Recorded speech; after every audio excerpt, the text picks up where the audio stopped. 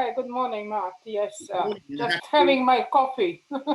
Yeah, I'm also having a cup. So that is great. Hi, Tina. I can see you in the background. Good, good. Sonia Seidi's here. Joanna's here. Hi, Sonia. Hello. I've got two Joannas. Joanna's she's actually cloned herself, I believe, which is pretty cool, pretty clever, right? And hey, Joanna, how are you? Good to see you. And who else? Sam Dosa is here on the line. Hey, Sam, how are you? Good, good, good. So, did you have a good weekend, ladies and gentlemen? Amazing. And I do say ladies in the plural and gentlemen.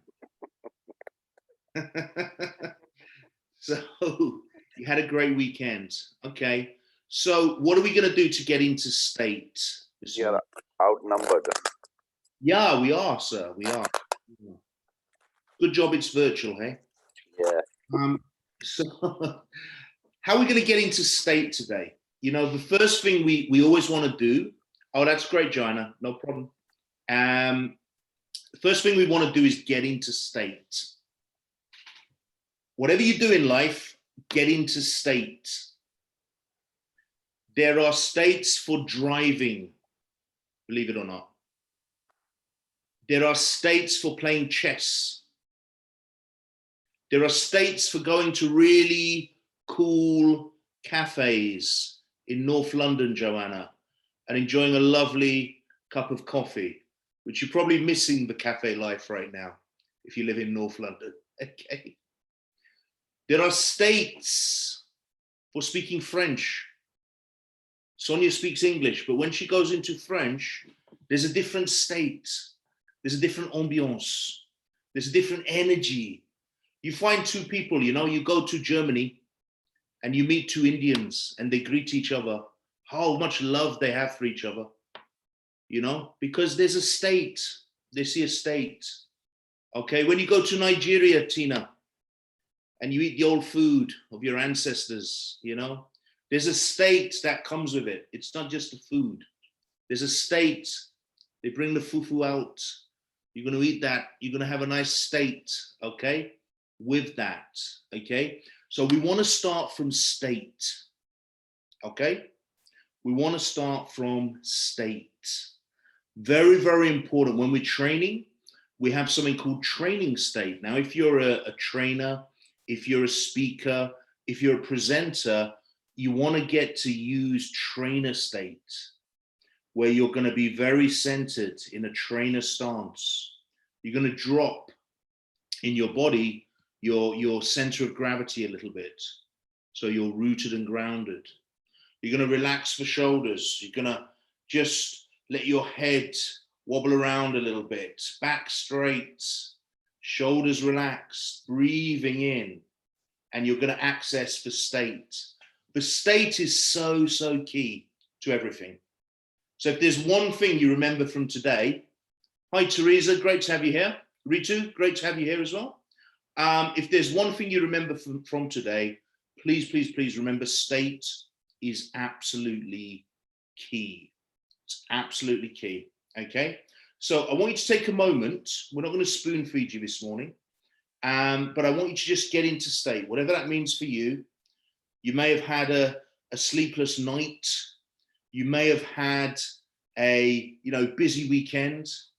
You may have had a very relaxed weekend, okay? You may have things on your mind.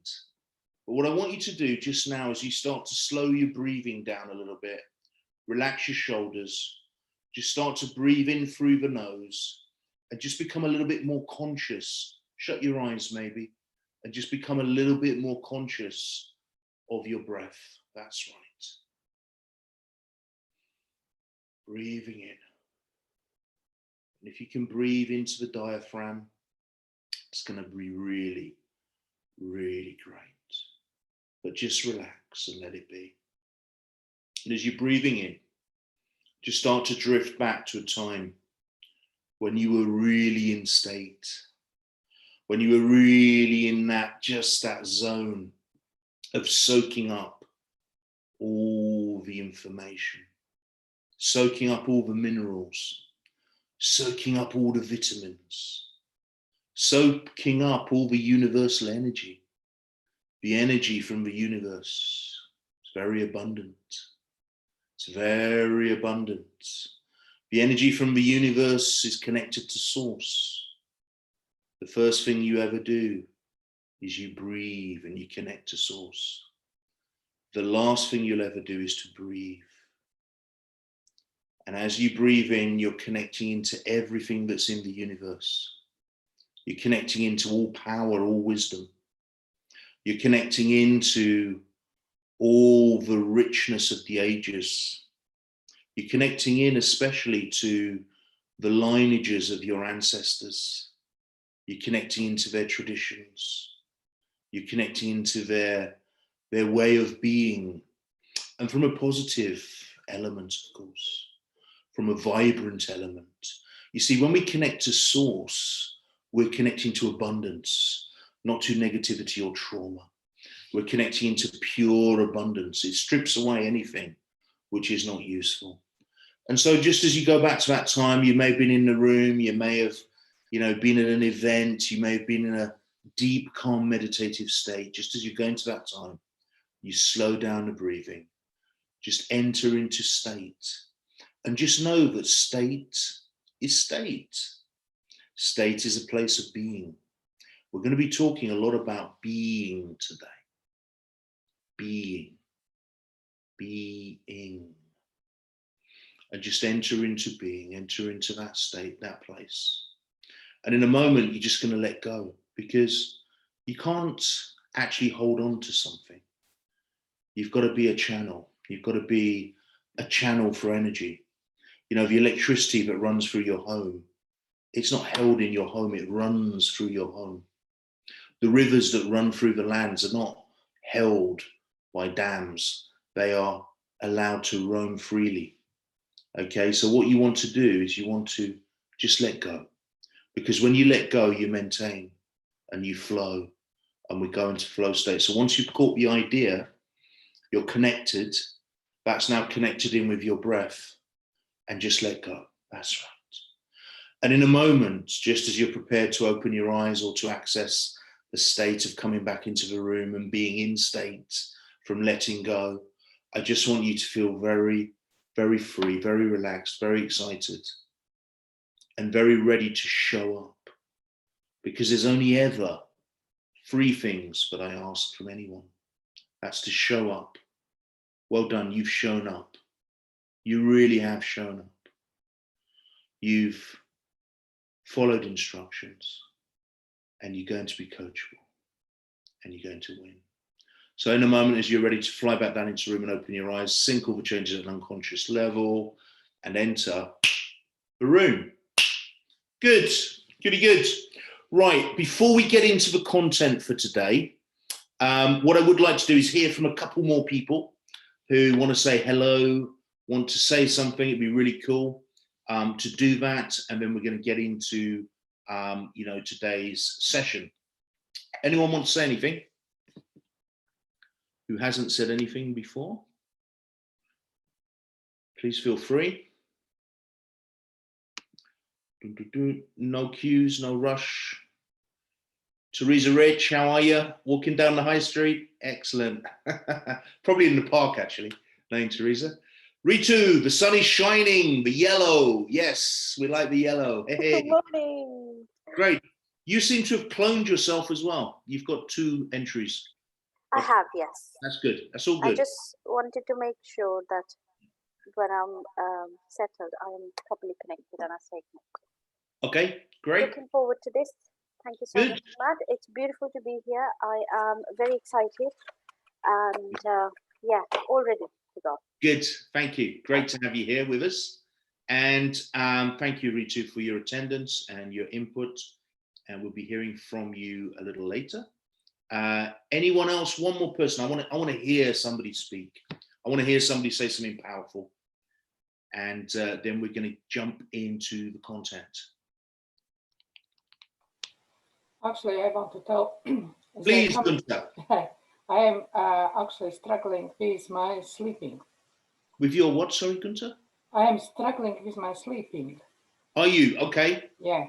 And last time I started to use in the evenings going into the state. Mm-hmm. And actually, not every night, but more often it's helping. Okay. Mm-hmm. Yeah. So I am letting go everything. I'm clearing my mind. I'm going into the state for sleep. Okay. So yeah.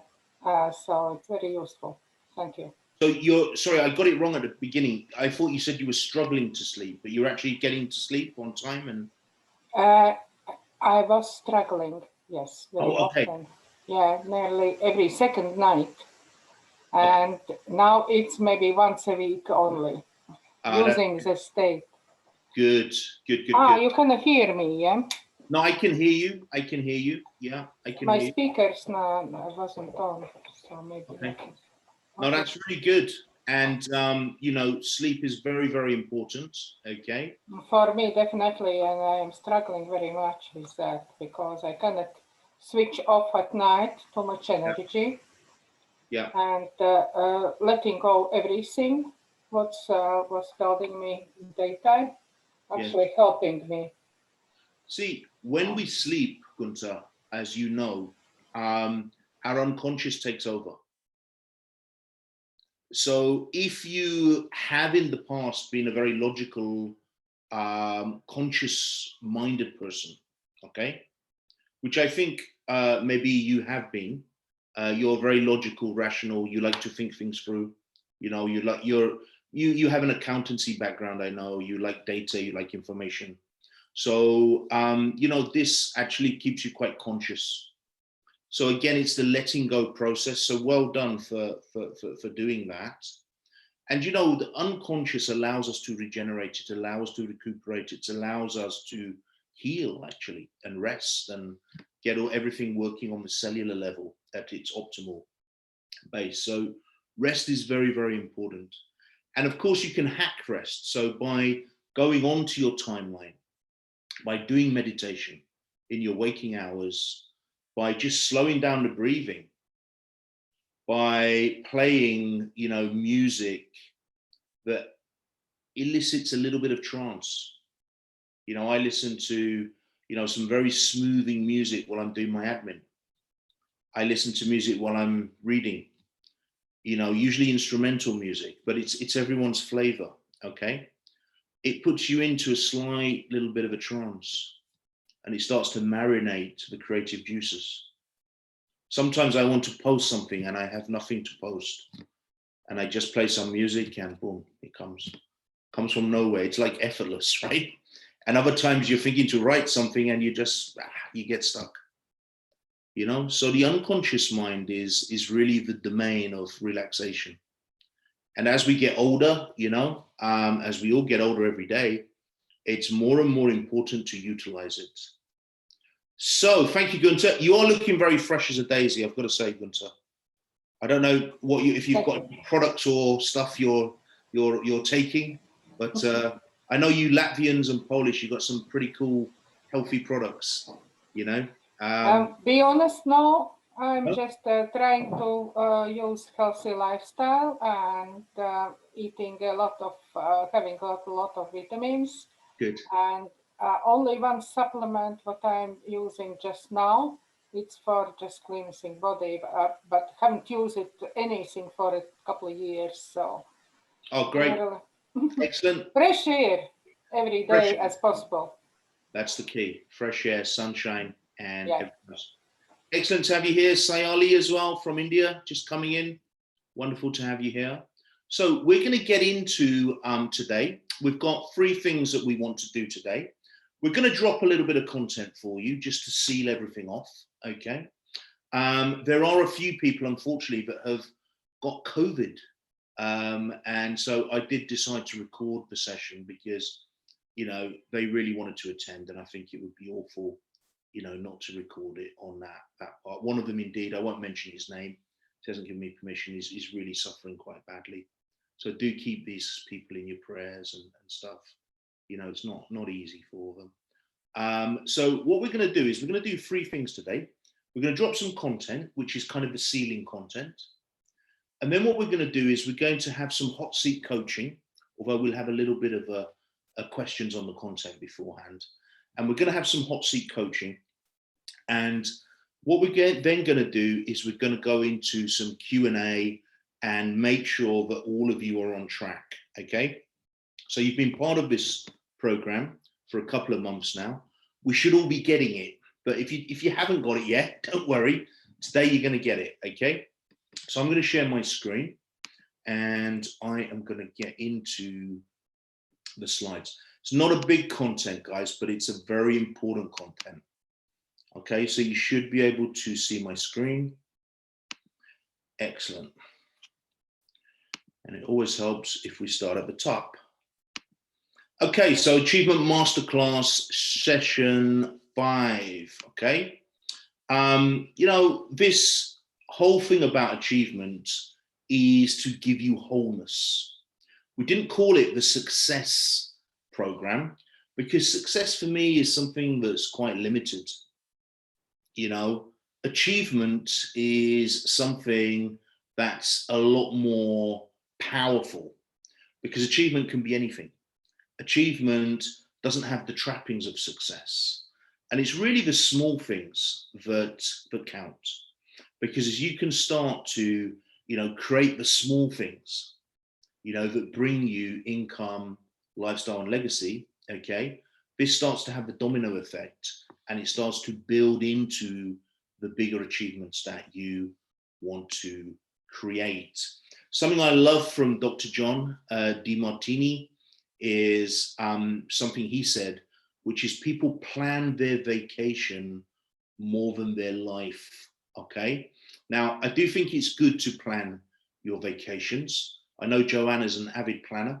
When she goes to all her Porto and Spain and all different places, Poland, you know, she will plan, okay? And I think planning is good, okay?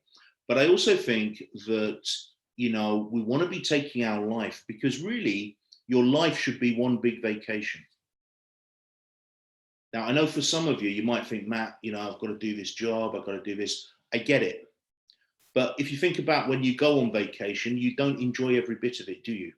I mean, I don't particularly enjoy Luton Airport, okay?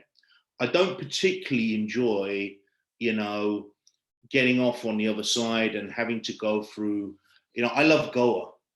And Sayali will probably laugh because she's based in Goa. But, you know, when we arrive in Goa at 3 in the morning, because all the flights route through the Middle East, so we get there 3 o'clock in the morning and, you know, you're standing in the queue and it's 3 in the morning and it's like 30 degrees in the airport because the AC's gone off. I don't particularly enjoy that. And I don't particularly enjoy the bumpy roads into Panjim, where I stay. You know, the roads are really bad from the airport for some reason. But I love Goa. So, you know, your vacation is not all going to be merry, right? There's going to be bits of your vacation you don't like, okay? But planning is very, very key. If you're not following Dr. John DeMartini, he's one of my favorites. He's old school. I think he's brilliant. He needs a haircut, no doubt about it. Well, a lot of us do these days with the lockdown. But, you know, Dr. John DeMartini is a solid guy, and I really like his stuff. So if you're not following him, do check him out. If he doesn't resonate with you, not an issue. If he does resonate with you, I'm telling you now, you're going to get some really cool stuff, you know, from him. Just going to check the chat. Yep, that's right, Sayali, you know it. So let us go in. So today we're really talking about sealing the content, okay? Now, what does that mean? Well, I want you to think about the Great Pyramid, okay? Now, I haven't been to Egypt. I've been pretty close, but I haven't been to Egypt. My father went and he bought an alabaster kind of stand. When he was coming to England, actually, his flight went through Egypt and he left me an alabaster stand. But I've always been fascinated by the Great Pyramid. And I'm sure that many of you here are also fascinated by the Great Pyramid, okay? Now, according to us Christians, and of course there are different traditions, we believe that the seventh man that was created, Enoch, He was the one who made the pyramid. And of course, in the book of Moses, it also talks about, you know, them making the other pyramids as well, the Hebrew slaves, okay? But the pyramids are fascinating. And of course, some people would say, and I'm not up to date on the science, that these pyramids cannot be made today. But I think one of the most fascinating things about the pyramid is the capstone. Now, if you look at the top of the pyramid, there's a little bit of a capstone. And I've just given you this visual. Don't worry, I'm not going to start teaching on the mysteries of the pyramid, which I could do, but I'm not going to today. If you look at the capstone, it's quite different from the rest of the pyramid. Now, again, I'm not going into the history of the capstone or anything else, but what you've got to understand is without the capstone, the pyramid isn't a pyramid.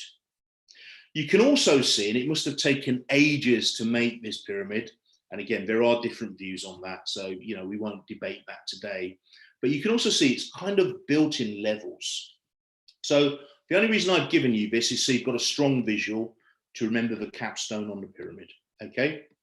The pyramid is the most mighty structure you will find, the pyramid.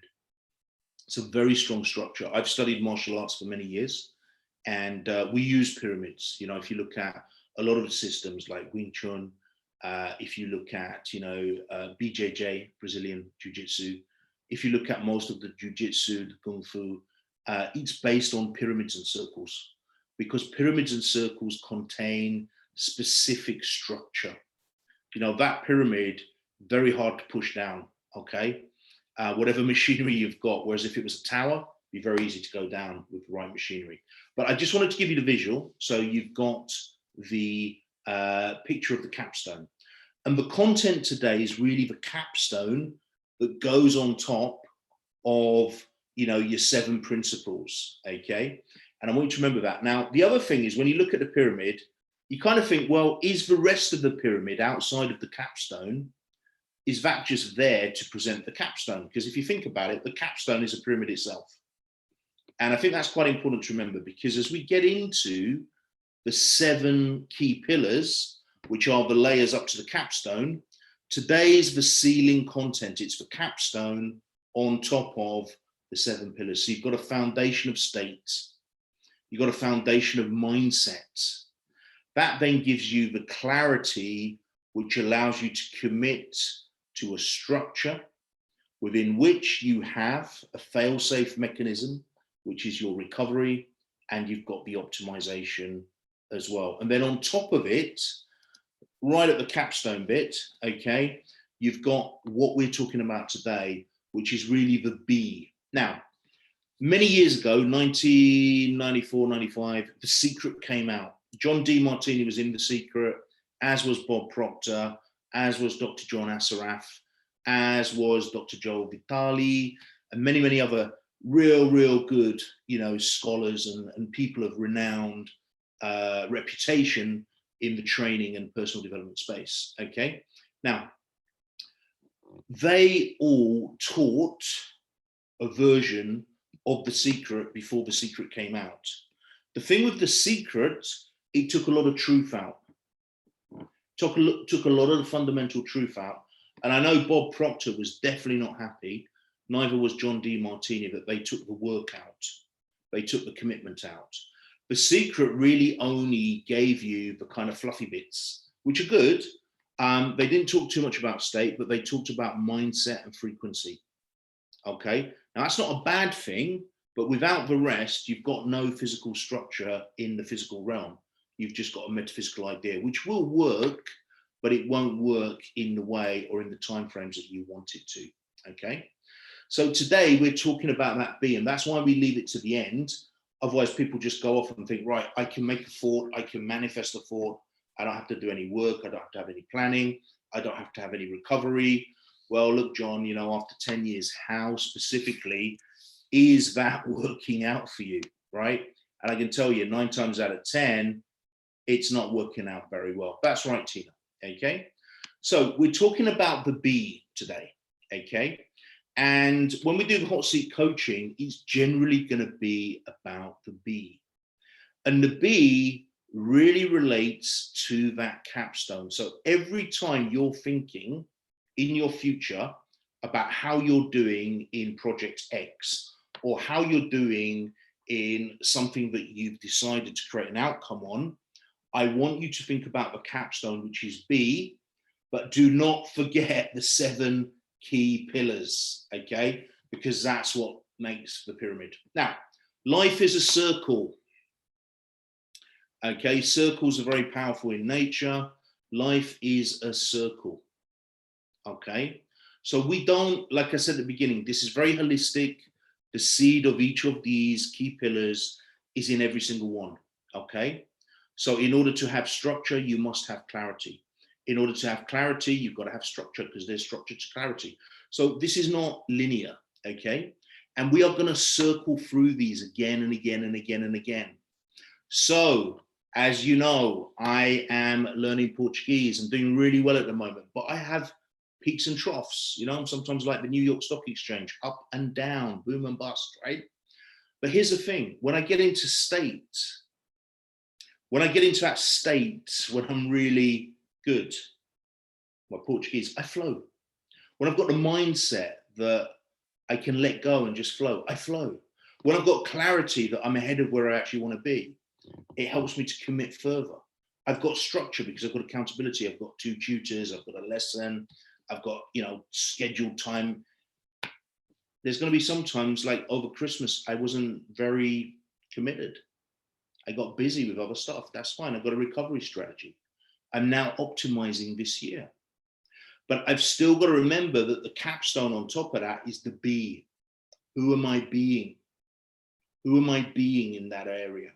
Okay, and that's what we're going to go in. And life is a circle. So I constantly circle through. Who am I being? Let's get back to state.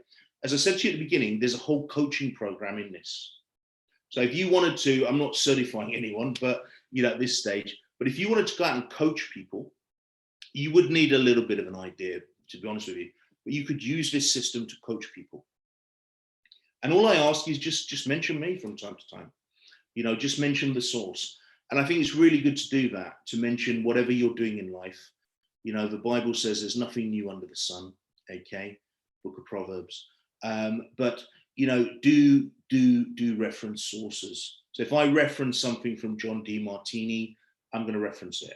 If I reference something from, you know, Bob Proctor, you know, I will reference it. If I reference something from David Shepherd, who's one of my mentors, I will reference that as well. And if I'm going to reference something from Joanna Kusmidrovic, I will reference it. Okay, thank you, Joanna. We will circle through, and the key is to always be a beginner. So the minute you get cocky, the minute you get proud, it happens to us all, right? The minute you think I'm crushing this, hey, you know, go back to beginner state. The reason for that is that every time you're moving through the layers, new possibility and opportunity are arriving, okay? So you always want to go back to day one. So you're almost emptying into the next level of possibility, okay? For us as Christians, and again, it's for everyone, right? I'm just using my own context, okay? You know, there's a reason why the 7th person made the pyramid. Enoch, you know, created that pyramid, is to give you an idea of the structure. There's a whole training in that, you know, there's structure to that, okay? Now, the next thing I want to say is, who's this guy? This guy is called Rickson Gracie. And you may notice he's got a red belt on. Now, I know a lot of people think, oh, the black belt is the highest belt in the martial arts. Now, of course, some martial arts don't have any belts at all. Generally speaking, if you go to a Japanese, Korean, Brazilian Jiu-Jitsu comes from the Japanese martial arts originally.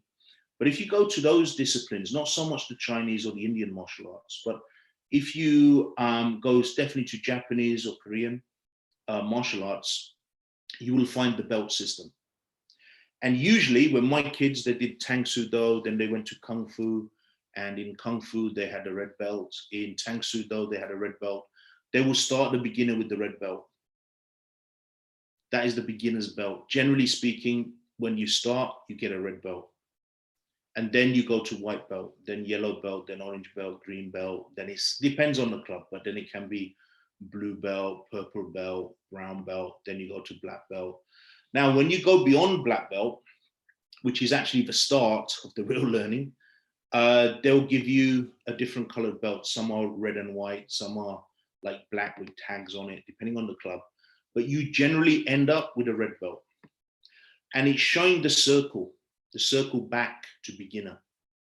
And Rickson Gracie, BJJ, he's a 9th Dan, which is the highest now you can get. The old masters were 10th Dan. They can't do that now. So he's showing there that he's a beginner. They give you the highest grade is actually the beginner's grade.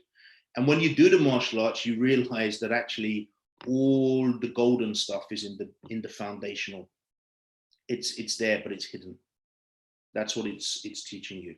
Same thing in Tai Chi Chuan. You know, you start with this Wuji posture, which is basically just standing still, and you end with that as well. It's showing you that it's a beginning and a start, life and death. Okay, so you always, I'm just giving you these visuals so you remember it. You know, don't start your new regime with state mindset, get to optimization, and you're just optimizing. You want to be constantly circling through. Before I get on to the next bit, are there any questions on that, guys and girls? It's really important. Any questions? You can open your mic. We're a small group, or you can ask questions. Any questions? If you're good, we'll move on. As I said, there's not too much content. Okay, I think everyone's good. Maybe one question. Let's just see here. All good. Thank you, Sonia. Thank you. Okay. So let's get on to this graphic. Now, there's bits of this graphic I don't like. There's bits of this graphic I really like, but I think it's useful. If you look at the top, you can see purpose. Purpose. What is your purpose? Underneath purpose is identity. Now, we're talking a lot about identity. The question for identity is who? Who are you? Who are you is actually the most powerful question in coaching. Who are you? It's a question, though, that you will rarely, I've only asked it 3 times. You rarely ask it. Who are you? But the assumption is there. Sometimes you've got to be very subtle with this stuff. So sometimes when I'm coaching a high-level client, I will ask them a question, but the intention, so I might ask them a question. So tell me, John, how are you achieving right now with showing up in this outcome? That's the question. It's a how question. The questions relate to capabilities. But actually the intention behind the question, in other words, my thought behind the question is who are you actually being, John?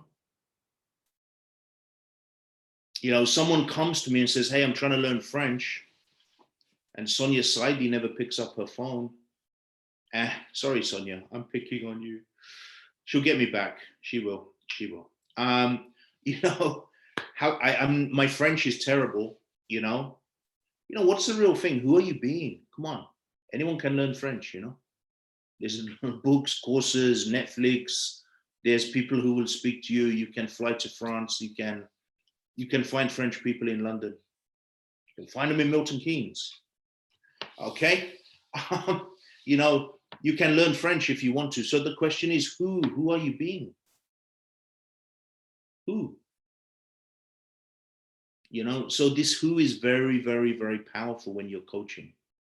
And it relates to be. Now, in our coaching system, as you all know from previous content, we have this kind of paradigm of be, do, have. You know, Sam's here. Sam wants to make £1 million. Okay, that's not Sam's goal, maybe, but I'm just giving an example. Say Sam wants to make £1 million, right? And Sam's got an idea for a business and he wants to make £1 million. Now, I have no doubt that Sam can go and make £1 million. You know, he's got the skills, he's got the behaviors. I'm sure he has the values and beliefs without me doing a values and belief solicitation, okay? I'm sure he knows enough. He's a coach in his own right. He can create his own identity. He can align that to his purpose. I'm sure his environment is conducive to where he wants to go. My question to Sam would always be, if I was checking in, who are you being right now in relation to that goal? Because as soon as you get to the being bit, the identity bit, you're done, you're finished. Then you've just got to make sure you're going through the steps, because the being aligns you to the steps. So the being aligns you to state. The being aligns you to mindset. It's a circle. It's not linear. The biggest problem Westerners have with this kind of stuff is they're always thinking linear. Germans are very difficult to teach this to, because Germans, even their language, I studied their language for a while.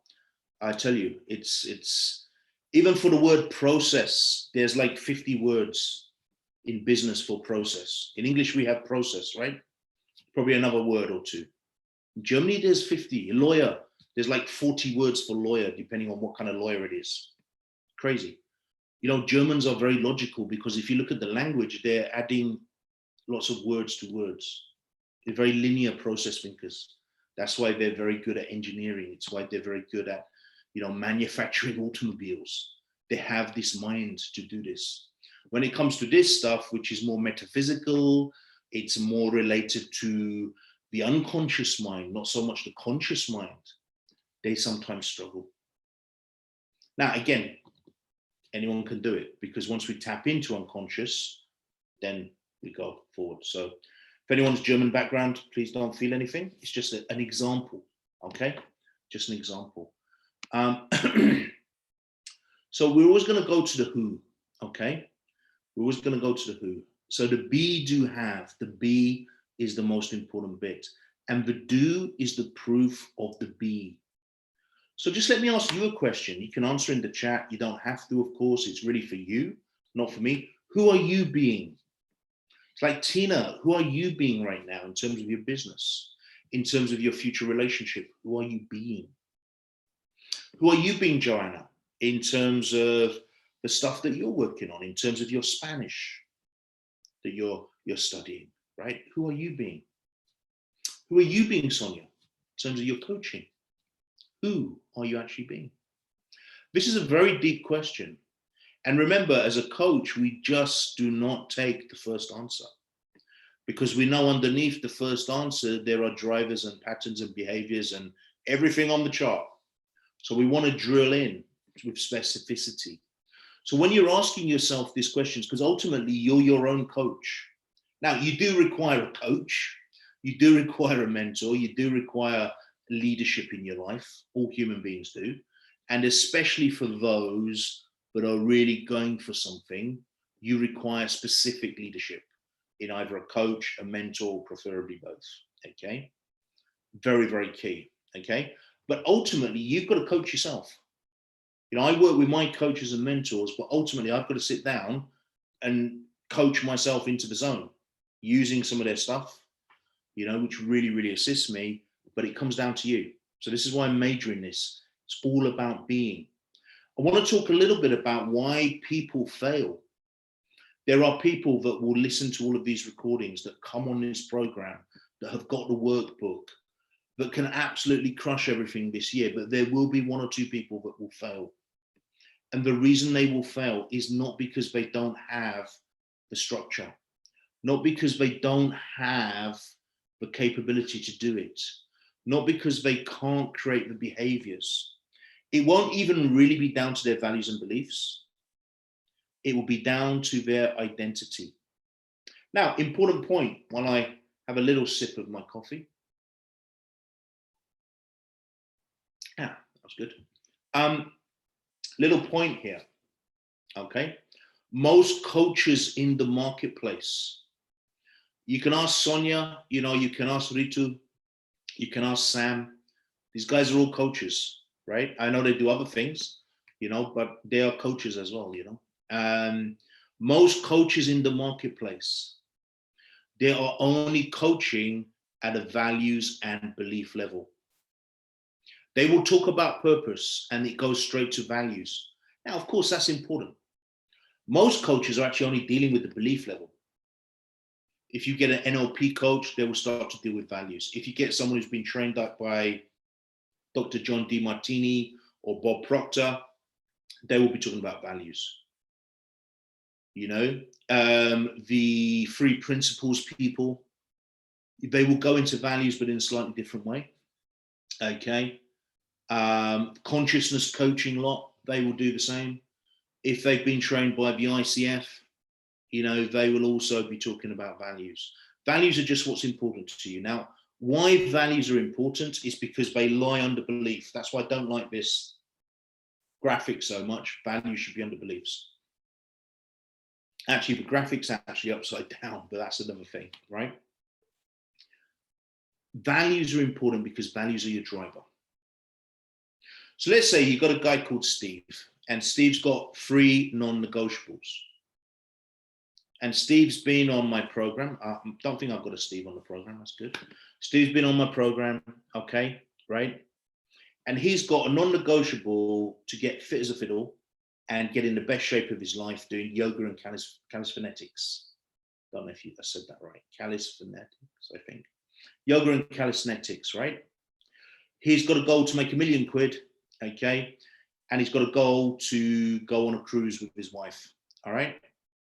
Now, he's really pumped about the gym. He's really pumped about how he looks. He's really pumped about all of that. And, you know, that's the first thing he thinks about. He gets up in the morning and he's going for his run. He gets up in the morning, he's doing his calisthenics. He gets up in the morning and he's just thinking, right, after work, I'm hitting the gym. You know, he's got a very strong value. He's driven. Now, the only reason he wouldn't do all of that is if his value was very low. His value for that was low, he'd have a motivational issue. And that's where a coach could help him, all right? Let's say he's very pumped to go on this Norwegian cruise, and his wife's very pumped, so he's got accountability, they've got a shared value, that's gonna happen. The £1 million is kind of comfortable, as many of us are in the UK, okay? He's okay, it's like a stretch goal, it's gonna take him away from his family. His value is, he wants it, he believes he can do it, but his value is like, you know, I'm earning 350 grand a year, we've got a nice place, we've got money, we're in debt, you know. He's more thinking about the cruise and his body, because he sees his body every day in the mirror, and he's really looking forward to the cruise, and his wife's excited, and, you know, he wants to see the Northern Lights. Who wouldn't want to see the Northern Lights, right? So his values will make sure he gets there. But the £1 million, he's comfy, you know, he has a pizza on a Friday night, got a nice car, they got all the money they want, right? They can pretty much do what they want. So his value isn't there, it's not that important. The values are the drivers. Most coaches are only dealing with your beliefs. Good coaches are dealing with beliefs and values. Brilliant, world-class coaches are going into identity and aligning it to purpose, as well as beliefs and values. And then, of course, mentors stroke coaches are looking at capabilities, which really should be skill, and behaviors, which are results, and then environment as well, which actually should be underneath behaviors, which is why I'm not a big fan of this, but I want to show it to you, okay? Identity is key. Who? Now, you might think, my name is John Smith, and I'm from Oxford, and I'm British, and, you know, my dad was an accountant, and my mum was a high school teacher, okay? Well, that's not who you are in terms of your physical health. So, you know, you've got the 7 or 8 areas of coaching, however you want to describe it. We've got it in the workbook. So who are you being in all of those? Actually, let's just go into the workbook. Guys, is this making sense? Is this making sense? Okay, so you've got these areas, business and career. So who are you in business and career? Who are you in wealth and money? Who are you in family? Who are you in health and fitness? Who are you in intimate relationship? Who are you in spirituality? Who are you in hobbies and fun? Who are you in personal development? You have an identity, my friends, for each one of those. Your identity is like a thermostat. I just want to just read this. Yes, yes, yes. Thank you, Tina. Thank you, Gunther. Thank you, Ritu. Thank you, Joanna. Thanks for your feedback. I never want to be, so when you go into your workbook, again, your workbook is not something that you're just going to leave on the table. You have an electronic copy of this. You can print as much as you want. You can use it. You know, you guys are at the level, you can tweak it, you know, take it, tweak it, you know, obviously don't reprint it or give it to anyone without permission, but for your use, if you don't like business and career, you know, I'm very business focused. So look at me now, yeah? Business, career, wealth, money, family. That's the way I've ordered it, right? That's kind of showing you my values, where my values are, 1, 2, 3, okay? Spirituality should be up there. Spirituality should be up there, absolutely, okay? But you can see here, like, you know, you have these areas, who are you being? So when you go back in your workbook for identity, who are you in business and career? You should be able to write down on an A4 piece of paper who you are in business and career. And be honest. Are you scared? Are you anxious? Are you crushing it? Are you certain? Who are you actually? Are you hiding? Are you pretending? So many entrepreneurs are pretending. They make a website, they do this, they do this, they do this. They have no money. They're not even running a business. They're just being busy trying to look like something. Who are you? Are you that person? Who are you in family? Are you playing happy families? Or are you happy? Who are you? Who are you in health and fitness? Who are you? Are you just in the gym making Instagram? I don't really have the face for it, but you see so many poses in the gym, right? Are you the person who goes to the gym to just have a chat with some people for a coffee afterwards? Are you the person who hates it? Are you a person who loves it, but you're not really doing it? You know, who are you? Who are you in your intimate relationship? Who are you? Let's ask your wife. Let's ask your husband. Maybe a bit too, that may be a bit too deep for some of us, right? Who are you in spirituality? Who are you? Is it a face? Is it a show? Is it a game? Who are you being? Who are you actually being? It's being, be, do, have. Who are you being? Very, very important, right? Just going to get back onto the slides. So as a coach, you have to, and you're coaching yourself. For you that are trainers, you have to understand this too. Training and coaching are very aligned. You know, to be a good trainer, you should have some coaching ability. Because let me tell you, as somebody that used to do a lot of training, right? You'll get tough cookies in the room. And tough cookies, they ask you tough questions. And you can't just reframe the question. You may have to coach them. So you have to have, as a trainer, you have to have some coaching ability. As a business owner, you got to be coaching yourself and your team at some level. Okay, maybe not formally, maybe informally, but you need to know when you're hiring someone, who are they? So the who question is very, very important. Now, be, do, have, we've talked about this, right? You can hear this in language from the I am statements. I am. People say, I am just, oh my gosh. And most coaches will pick up that. I am just a single mother who's struggling. I am just a guy that's fed up with life. I'm just a failed student. These are not beliefs, my friend. Now, there may be a belief in the structure. Most coaches go, oh, you got a limiting belief. You got a limiting belief. Dude, you got a limited coach in front of you. Get rid of them right now, okay? That whenever you hear I am, it is an identity statement. For those Christians or people who can relate to it, why do you think the Lord said, I am that I am? I am. It's very deep. I am. I am, especially when it comes out as a Freudian slip.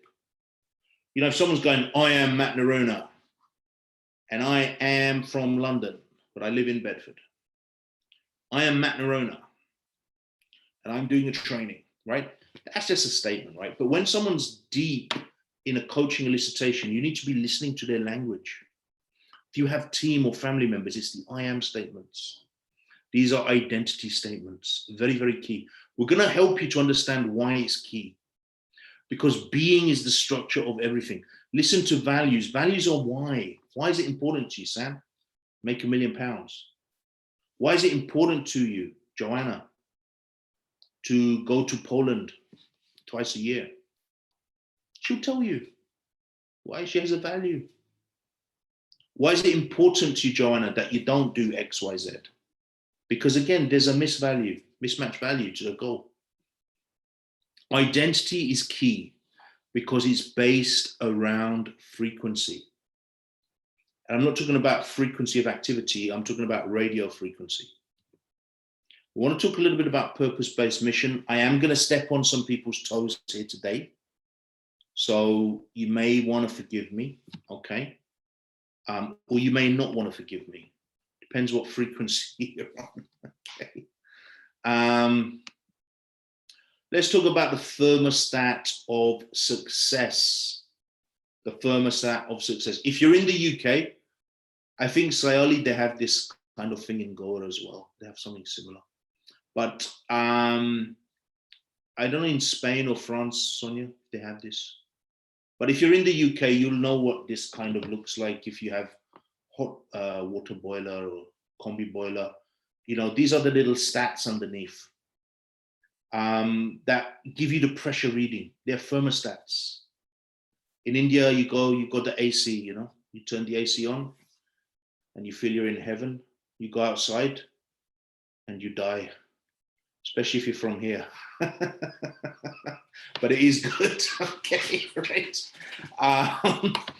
But here you have a thermostat. A thermostat has a setting. And this is really the key bit I wanted to give you today, guys, right? Is the being. The identity is the thermostat for your life. And you have a thermostat for all the areas of your life.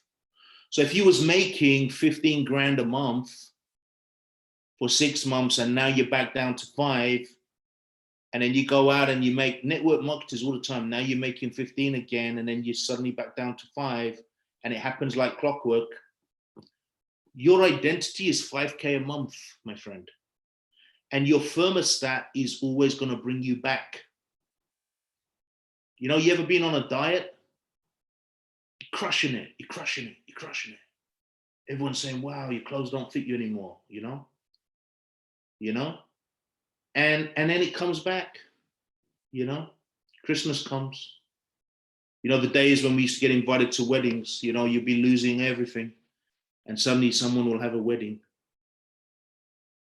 Birthdays will come, all these things will come, right? And then you're back to where you were, or maybe less. I'll talk about that in a moment. It's because your thermostat, your identity is guided to that level. Your identity is so important. Why do you think certain ethnic groups around the world have been persecuted? We won't go into it, but you know, if you look at certain ethnic groups, I'll give you one example. You know, I don't want to get political here, and if anyone doesn't agree with me, that's fine. You know, I'm just giving an example. Feel free to correct me in private.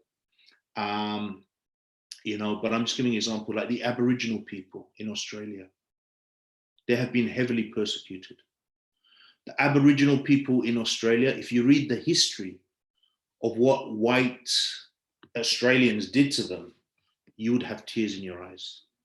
You would not be able to read that, what they did to they tried to kill them. Now, for those of you that think, you know, that isn't true, please research it. The original Aborigines are actually Tamils. They're Tamils, Tamilians. If you study it, the Tamils had an empire. And that's why they have a lot of the Tamilian things. Sayali would understand it. She's not Tamil, by the way, but she would understand it more. But they are actually Tamils. Now, they were the native people. Same thing in the USA.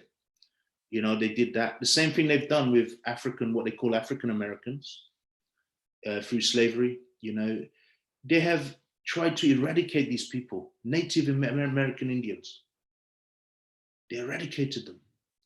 The Aborigines even worse. If you look at what they're doing to the Inuit people, the Eskimo people, as we used to call them, the Inuit, even worse. But the Aboriginals really took it. Now, they always attack the identity, the culture. Because once you attack someone's culture, you're attacking their identity. So what they did is they said, oh, these people are stupid, these people are simple, these people are not civilized. I mean, you've got prisoners, right, from England being sent to Australia, and they're now telling the Aboriginals that they're stupid. Okay. But you watch it, and now a lot of the Aboriginals, they've become like alcoholics, and because they attack the culture. Same thing with the Native American Indians. And now their thermostat is so low that they can't come out. They need this kind of coaching. You guys haven't invited them yet, you know, waiting on you to invite some, okay? Here's the key, right? Your thermostat is your identity, and wherever your thermostat is set, doesn't matter where you go, you're going to come crashing back down to your thermostat. And what's worse is because your thermostat is very much linked to your amygdala, which is the kind of reptilian side of your brain, the physical part, it's the stem part, okay? It will usually go worse. So you find people that are very successful, they may have a success, like some of the big business people, they'll come back up, but some of them who don't have that, who just get lucky, lottery winners, one-time rap stars, you know, they just made one rap record, went crazy, they go back down and they go worse because the frontal part of the brain is trying to create a balance, trying to keep you safe. So it actually gets worse. That's why a lot of people diet like crazy, but because their thermostat is kind of Humpty Dumpty, right? They're going to go worse because their front bit is going, ooh, you're not Humpty Dumpty anymore. We better make you thermostat even lower, you know, like turn the pressure right down. Does that make sense, guys? Does that make sense? Sayali's laughing. Oh yeah, you gotta laugh. We gotta have fun, guys. If you're a trainer and you cannot make your audience laugh, please leave the training space. Okay. Sam will tell you, right? Sam trains people, you know.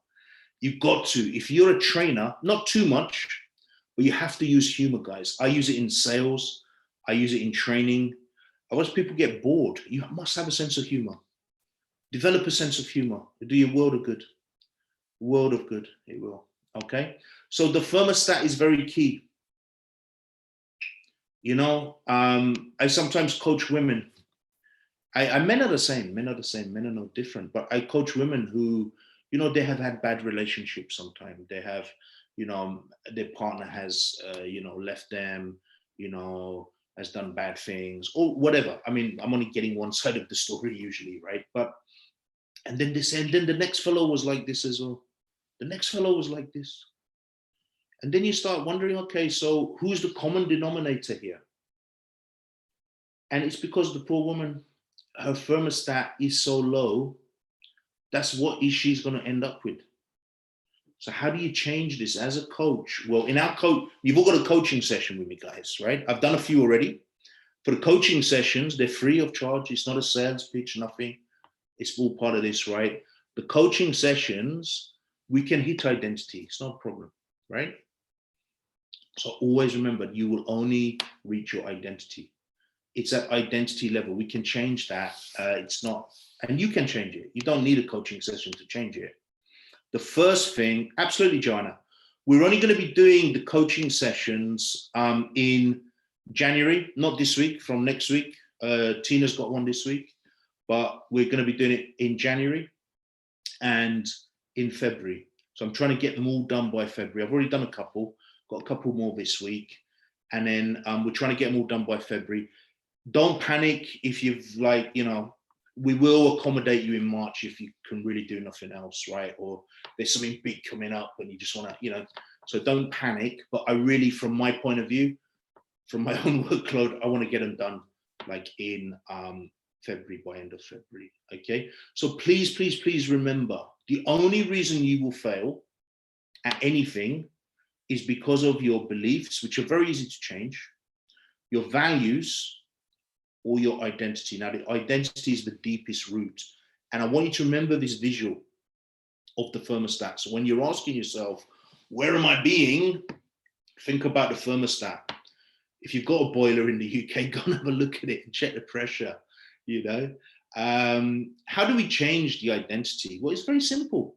The first thing is awareness. What's the second thing? You got to be aware you got a problem, right? The 4 stages of unconscious learning. I wasn't aware I had an issue, right? Unconscious incompetence. Now you're aware, you're already at the 2nd stage. Well done. The thermostat needs adjusting. Call the plumber. Actually, don't call the plumber, call the coach. Or be your coach yourself, right? What's the 2nd stage, guys? Conscious incompetency. We've got a problem. 3rd stage, conscious competency. Okay, so now I'm not going to be a 5K guy anymore. I'm going to speak good things. You know, if someone's ill, and I know there's people that have got COVID, I'm not overlooking that at all. They're going to be listening to the recording, right? You've got to be speaking positive things to yourself while you're looking after yourself and resting and trusting the Almighty. But you've got to be speaking positive things. So your health thermostat, because COVID's attacking you, and your thermostat's going down, baby. So you've got to be speaking positive things about yourself. You've got to be seeing yourself. You've got to be seeing, you know, energy coming into all your cells and recovering you. And that thermostat's going to lift. And once that thermostat's lift into health, nothing can happen to you. Very, very key. This is very powerful stuff. Wanted to share it with you. Thank you, Sam. You need a new thermostat. I like that. Yeah. Oh, Tina, I'm going to be ruthless. Get ready. Oh, get ready. Right. So why is the thermostat important? Because the thermostat creates the frequency. Now, guys, we are going to get into the coaching. I've got 2 of my best trained people ever, young coaches, Ritu and Sonia. They're really good coaches, and they're going to be helping me do some hot seating. And we've got a little announcement for you as well, which you like. It's all good. It's all gifts. You are going to love it. You're going to absolutely love it. Okay. Remember, frequency is energy. And when you get on the frequency of the object or the person or the opportunity you want, that will come to you. Okay, I could teach this from the Bible, I can teach this from metaphysics, I can teach you from personal development, whatever's your flavor. But I've only got a few minutes now, so because I want to get into the actual coaching. You know, you've got to take this on. This is the reality of it. Okay, being creates the frequency. So if you're ill, you want to be healthy. Right now, you might have runny nose, coughing, you know, your ears, you can't take whatever it is, right? But you want to be healthy. I'm well and I'm healthy. You want to speak and you want to create the energy. Remember state. Why did we start with state on the pyramid? State, state, state. So why it's important you practice this circle. And if you study energy, it's all about circles, okay? So the being is the frequency, the thermostat. So if your thermostat isn't like $500,000 a year, you're never going to make $500,000 a year. Everything around you is a result of your thermostat. Everything around you is a result of your thermostat. Okay, I'm going to talk a little bit about this before we move on. Fantasy versus purpose-based mission. A lot of people have a dream list. A lot of people have a hope list. A lot of people live in the world of fantasy. You know, I coach a lot of women. I want to meet Prince Charming. I want to, you know, I want him to be a millionaire. I want him to jump off a plane from Miami and propose to me as soon as he sees me just walking past him at Heathrow Airport. Hello, it's a fantasy. Now you can live in that fantasy and you've probably got 1,000,000 to 1 chance that Prince Charming, okay, is going to jump off that plane from Miami and propose to you. Okay, or you can create a purpose-based mission. The problem in the world we live in today is everyone's in fantasy land. You know, and I'm not knocking any of the popular trainers, but they pump people up. You know, they fill them with what I call dopamine-infused goals. So they get super excited. And guys, I used to do it. I 20 odd years ago, I used to be the pump you up man, so I know what that's about. But it's like all these people, I'm not knocking Tony Robbins. I think he's a great sales guy. I've learned a lot from him personally. I've been to all of his courses, except for Date with Destiny. But you watch people going to his programs and they get pumped up for a couple of weeks and then they burst like a balloon. And a lot of them go into depression, or they go into what his business model is made for, to come back for more and more and more and more and more and more and more. And they become part of the cult and on the hamster wheel, because they don't want more Tony. They want more dopamine. They want more of how they felt. Dopamine is a reward drug. It's a brain chemical. The thing about dopamine, it's addictive. So you might have a goal and you're watching a video on YouTube and you're trying to build a team, and the video on YouTube is giving you a dopamine hit. You're still not building a team. So what you want to do is you want to do the opposite. You want to reverse engineer it, and you want to starve yourself of dopamine. Dopamine infused goals are not helping you, and too much dopamine actually makes you dumber. Happy and dumb might not be a bad thing, but I quite like to be smart, and sharp. A lot of the goal setting process and goal achieving process is boring. It's work. It's not all boring, because you have those micro goals, which we talked about last time, which create the little rewards, right? You've also got a lot of people that are just in fantasy land. Create purpose-based missions. So if you're looking for Prince Charming or, Princess Charming, I guess would be the other version, right? Create a project on it. Like, think, what do you really want? Have you got an internal picture? What kind of life are you going to live together? What are you going to do? Create that until that internal representation is so strong and you're aligning with the person that kind of person will want to be with. If you're living in a council house, on the North Peckham estate, pretty close to where I used to live, right? It's very unlikely that you're going to get a date with Kim Kardashian, even though she is single at the moment, unfortunately. Okay, all right. I'm not saying you got to move to Beverly Hills, but who would you have to be to get to that? I'm not saying she's higher than anyone living on North Peckham estate, personally, right? But I'm just giving you an example that should make sense. Trojan horse goals. You know what? I could teach a whole thing on all of this. You'd love it. And maybe we'll do that. Trojan horse goals. Got to see the comment. I hope I'm behaving myself. Joanna's smiling. Help me change. Absolutely, of course, Tina. We're here for you. We are here for you. We're putting this on for you. We're also putting it on because we've got so much stuff that we want to release in the next few years. I've got so much stuff, like really, the next few years, I just want to get it out. And so you guys are really helping me. So it's like a two-way thing, like I'm getting a lot from doing this because I'm helping to shape the course and the programs, and I'm getting to help you guys out with my friends as well. And then you're giving me a lot of good feedback. So it's a two-way thing, guys, but I want you to be aware of this stuff. And this is not stuff that we've just researched and put together. This is like 25 years worth of work that I'm putting together, and it probably take me another 25 years to really hone it, right? But it's going to help so many people, especially the next stages of the plans which we've got to roll this out, right? So this is real stuff. Trojan horse goals. Now these are goals that allow you to hide. So you all know the story of the horse of Troy, the Trojan horse. There was an army hiding inside the gift, right? Which was a big wooden horse, right? Here's the thing. A lot of people create goals that help them preserve their identity, which has a thermostat setting, which they actually don't want and isn't serving them.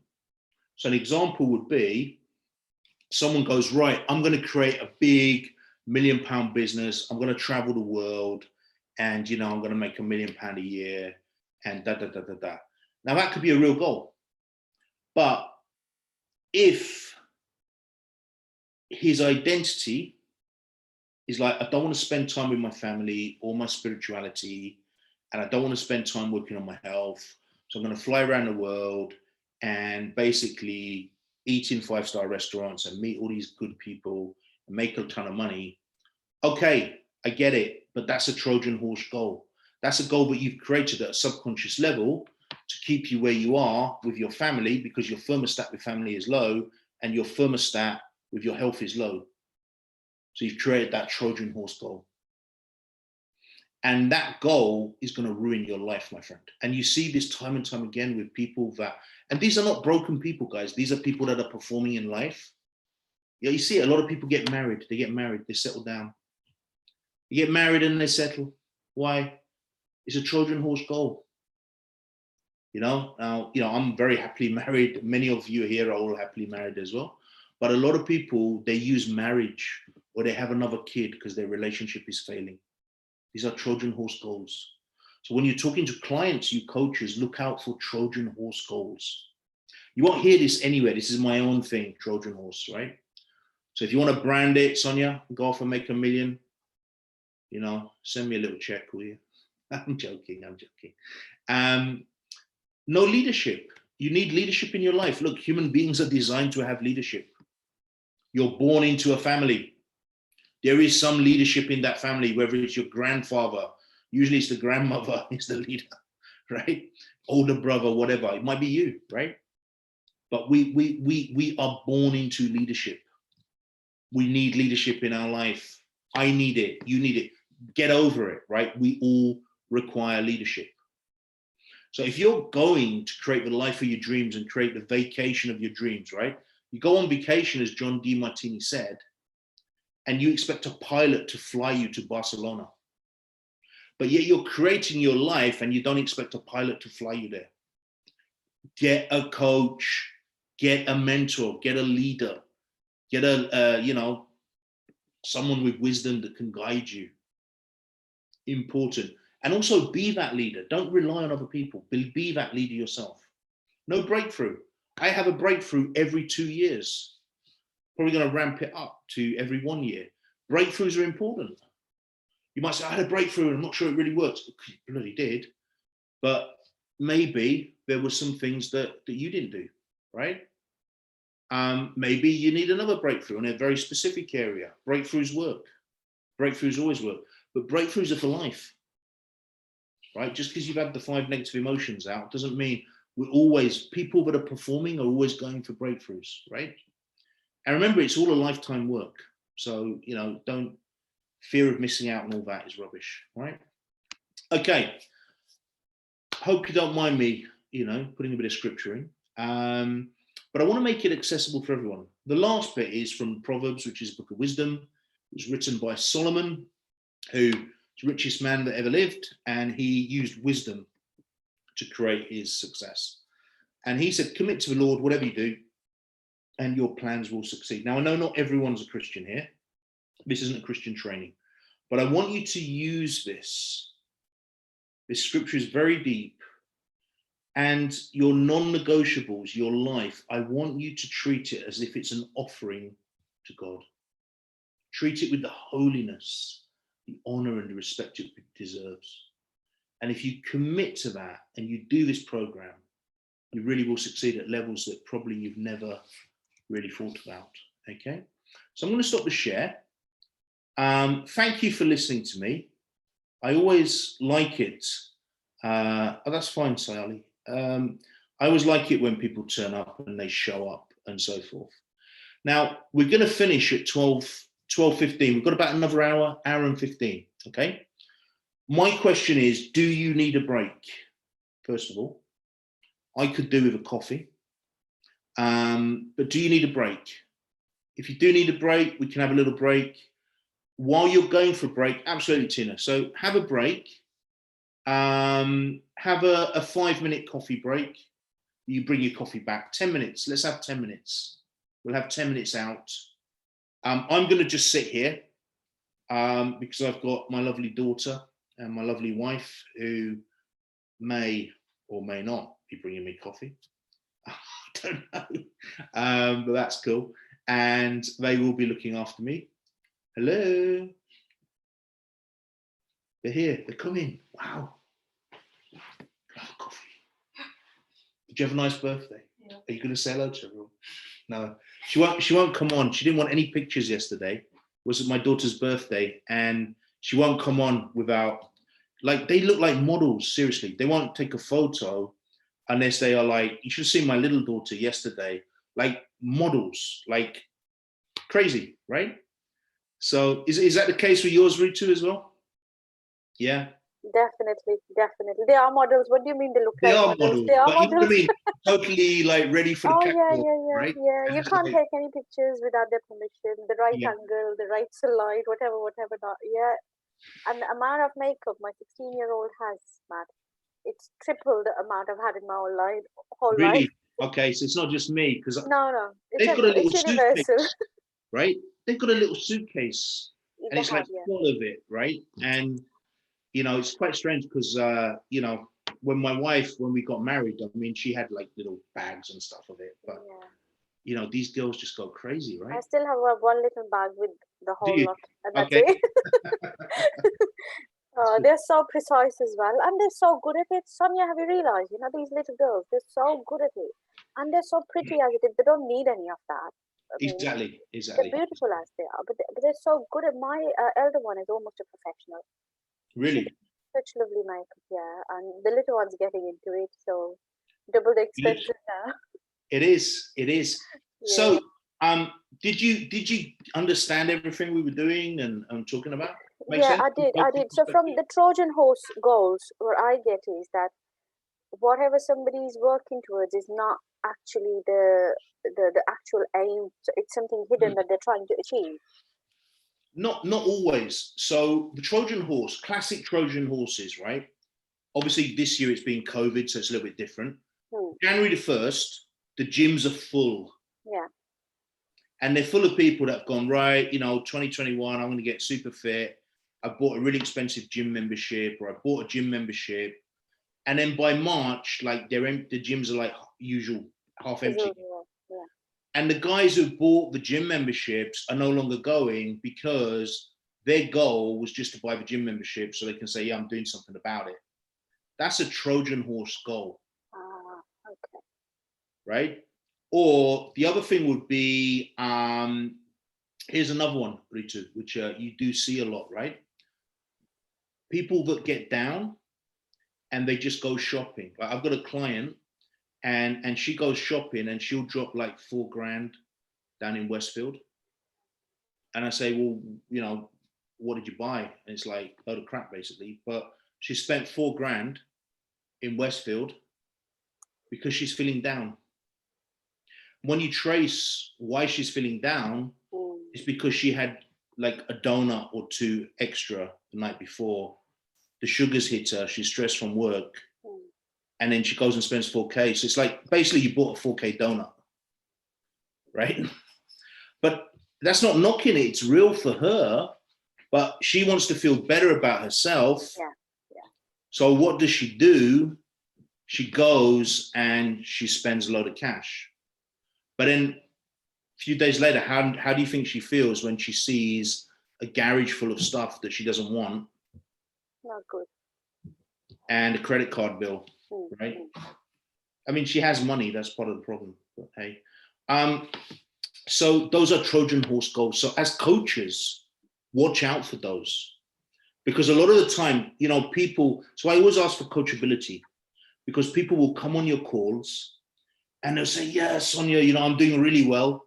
As soon as you hear that, it's okay. So it's like, if I'm doing really well, I'm not even talking to you about it. I'm like, Ritu, you know, I'm struggling in this area. This is going well, but, you know, I'm just not feeling it. But when someone comes on, Ritu, I'm actually smashing my Portuguese right now. You know, there's a problem because I'm giving you a Trojan horse. What's in the Trojan horse? So why is he telling me this? So you have to be like a detective, you know, with people. Yeah, Sonia knows it. You know, you got to be like a Sherlock Holmes. And what they're saying, it's not that they're lying to you. It's that they're kind of telling. That's what they're telling themselves as well. Exactly. Yeah. They're making themselves feel good, you know? Now, it doesn't mean that everybody is always not achieving what they're achieving, okay? But as peak performers, where do we require coaching? So you coach Tiger Woods, you know, the famous golfer. He's not going to say to you, yeah, Ritu, I'm smashing it. You know, I'm a world champion. He's saying, Ritu, you know what? I know I'm really good at what I do, but you know, when I get to this particular hole on this particular course, I don't quite feel myself. Mm-hmm. He's never going to come to you and go, I'm the best, I'm smashing it, you know, da, da, da, da, da. Why? He won't be in your office. So peak performers, they're like this, you know, and this is why we only take coachable people. Otherwise, to be honest, you're just hearing their ego. You're just hearing them boast about themselves. Why you need coaching them. So the Trojan horse principle is very key. And you'll hear it with yourself. Like I hear it with myself. You know, when I get to this place of cockiness, when I get to this place of like, I've arrived, you know, as a good book says, you know, pride cometh before a fall. All these scriptures, we can utilize them in the zone, right? And again, from whatever background you come from, you can also find connections with your wisdom, you know. So whenever you feel like you've arrived, you know, this is a big, big clue, because we always want to be beginner's mind. We always want to be day one. This is where true peak performance is. So this is helpful, because if you get some really high quality clients, like I've had some people that are just like killing it, like in their sphere of influence. These kind of clients, they can be challenging, right? I mean, I had a lady the other day, she makes $1 million a year. She's like on a coaching call and she's just telling me what to do. Boom, boom, boom, boom, boom, boom, boom, boom, boom. So I just turned around, sorry to use some French here. I just turned around, I said, you know, this is bullshit. You know, why did you sign up for this coaching? You're just talking, and I'm getting really bored. And she was shocked. Because she hasn't come to talk all this nonsense and tell me what to do. I said, look, we can either have a real conversation or we can cut the call. What do you prefer? And then we got a real conversation. I've got her again on Wednesday. So we'll see how she turns up. But you see, the thing is, you've got to have your BS radar on. If someone's coming, and it doesn't matter if they're like the best trader in the world and they're just telling you, the best trader in the world is never going to come on a call with you and tell you how great they are. They're going to come on a call with you and say, Ritu, you know what? Everyone thinks I'm great, but inside I'm scared. That's how they come. But if they're coming with this facade of a Trojan horse, or at the lower level, it's the dopamine infused goals. So at the lower level of client, it's people that are excited. And they're like little kids, basically. They're like, you know, little kids when you tell them, oh, we're going to the zoo, and they're so excited, they're already there. You haven't even taken them yet. And they could never get there on their own. So those two things you gotta look out for. And it starts with us, you know, everything starts with us. Everything in your life is inside, outside. So you have to see these patterns in yourself. You have to really not be your worst critic, but you've got to examine yourself. You've got to put yourself under the spotlight. I put myself under the spotlight and I think, man, this is like crazy. But that's what you need to do. You need to get back to beginner's mind. And you know, this beginner's mindset that you've talked about today, that's having a learner's mindset. I've always heard of that. And that makes a lot of sense. Yep. But I think this kind of sums it up, you know, achieving mastery, as you were talking about the martial arts, you know, the guy, achieving mastery and then stepping back into the beginner's phase. Yeah. So you've kind of achieved something, but you're still a beginner. Okay, you're master of something, but you're a beginner at the same time. And that kind of sums the whole thing up for me personally. Because I would mentally, I have in the past very much so done, that I've beat myself up mentally, telling myself that I'm always feeling as if I am a learner. And that did not come across as a compliment, looking at, you know, the others around and how the attitudes were. And, you know the coaching world so well, Matt. And so I always kind of thought that there is something wrong in being in this mindset where I'm always feeling there's so much more to do, so much more to learn. And as if everyone's better than me and I'm never going to get that kind of a mindset. Yeah, it's more empowering, and it's really nice that you've expressed this, Ritu, because there is a learner's mindset, of course, but the beginner's mindset is actually more important, because if you think about a learner has to be a beginner. Yeah, definitely. You might be in class 12 of maths, but you're going to go into class 13. And if you're bringing your baggage and experience from class 12, that doesn't allow you to really release into class 13. So, beginner's mind is always important. I also find that once you have a beginner's mind, you're not prone to assumptions. You're not prone to generalizations. Yeah. You come with no prejudice. You come with no agenda, and most importantly, no commitment to outcome. So you're not attached to outcome. You can actually flow properly from beginner's mind. And if you think about our clients are basically a reflection of us. Yeah. So I want my clients also to be like this, or open to this. So this makes much sense. I mean, it's crazy. Basically, the secret to everything is to become like children. Because when we were little children, I'm talking like 2 years old, as soon as you can walk and you're running around and cute faces and all that. And, they're masters. They don't mind to make mistakes. They don't mind to look silly. And they're happy. They're happy. When they're happy. And they're soaking everything up so well. It's incredible. But then we become serious and we start buying suits and wearing, ties and, trying to look professional. It's a mask, of course. Have you watched that film called Tag? It's on Netflix. No. It's really good. Tag, T-A-G? Tag, yeah, just Tag, the game Tag, Okay. yeah. Check it out. Yeah, I'll check it out. And it's around the message that you don't stop playing because you grow old. You grow old because you stop playing. Yeah. It's beautiful how they've done it. Exactly. So thank you, Ritu, for your input. Before we get into the hot seating, because we want to now take this content and utilize it to help you all, okay?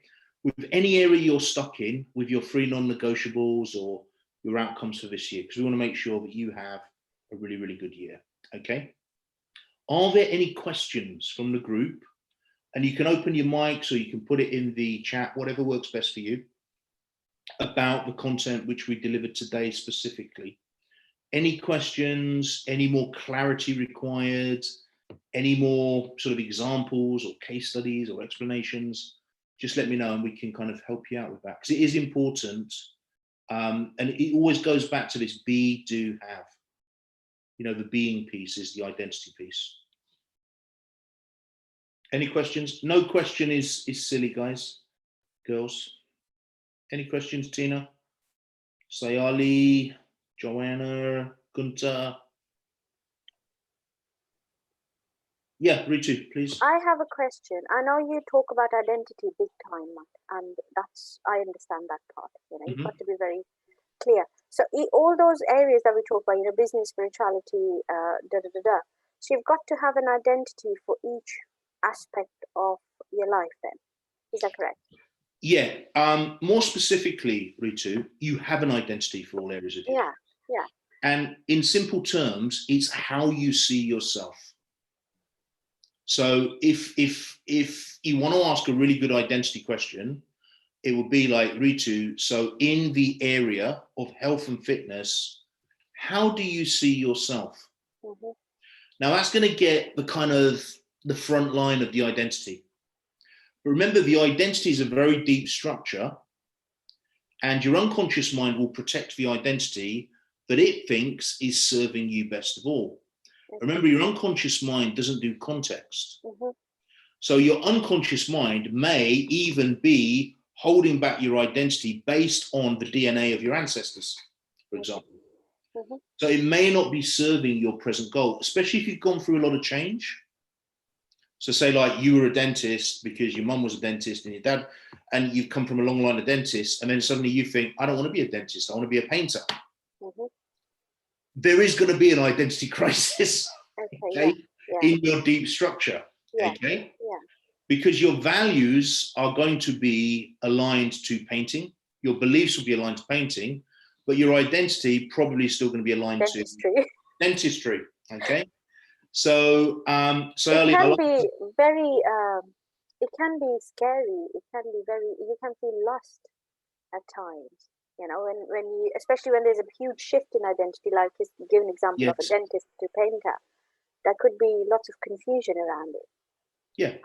And it is then falling back on, you know, your own personal goals and your own personal belief system, and who is it that you want to be seen as or known as, or want to believe yourself to be. Yeah.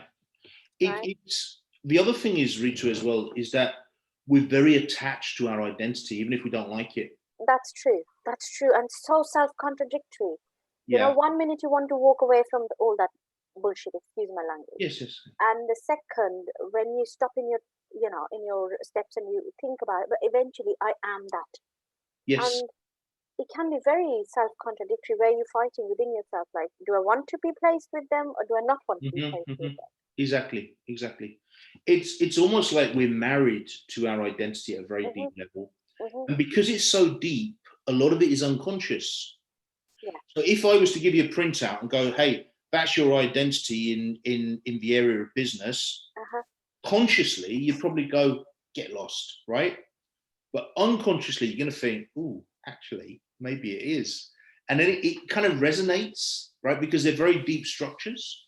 Yeah. And you've really got to listen to this in your client's language.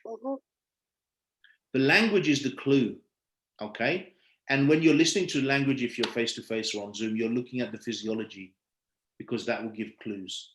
Yeah. The other thing is there's something called add reactions.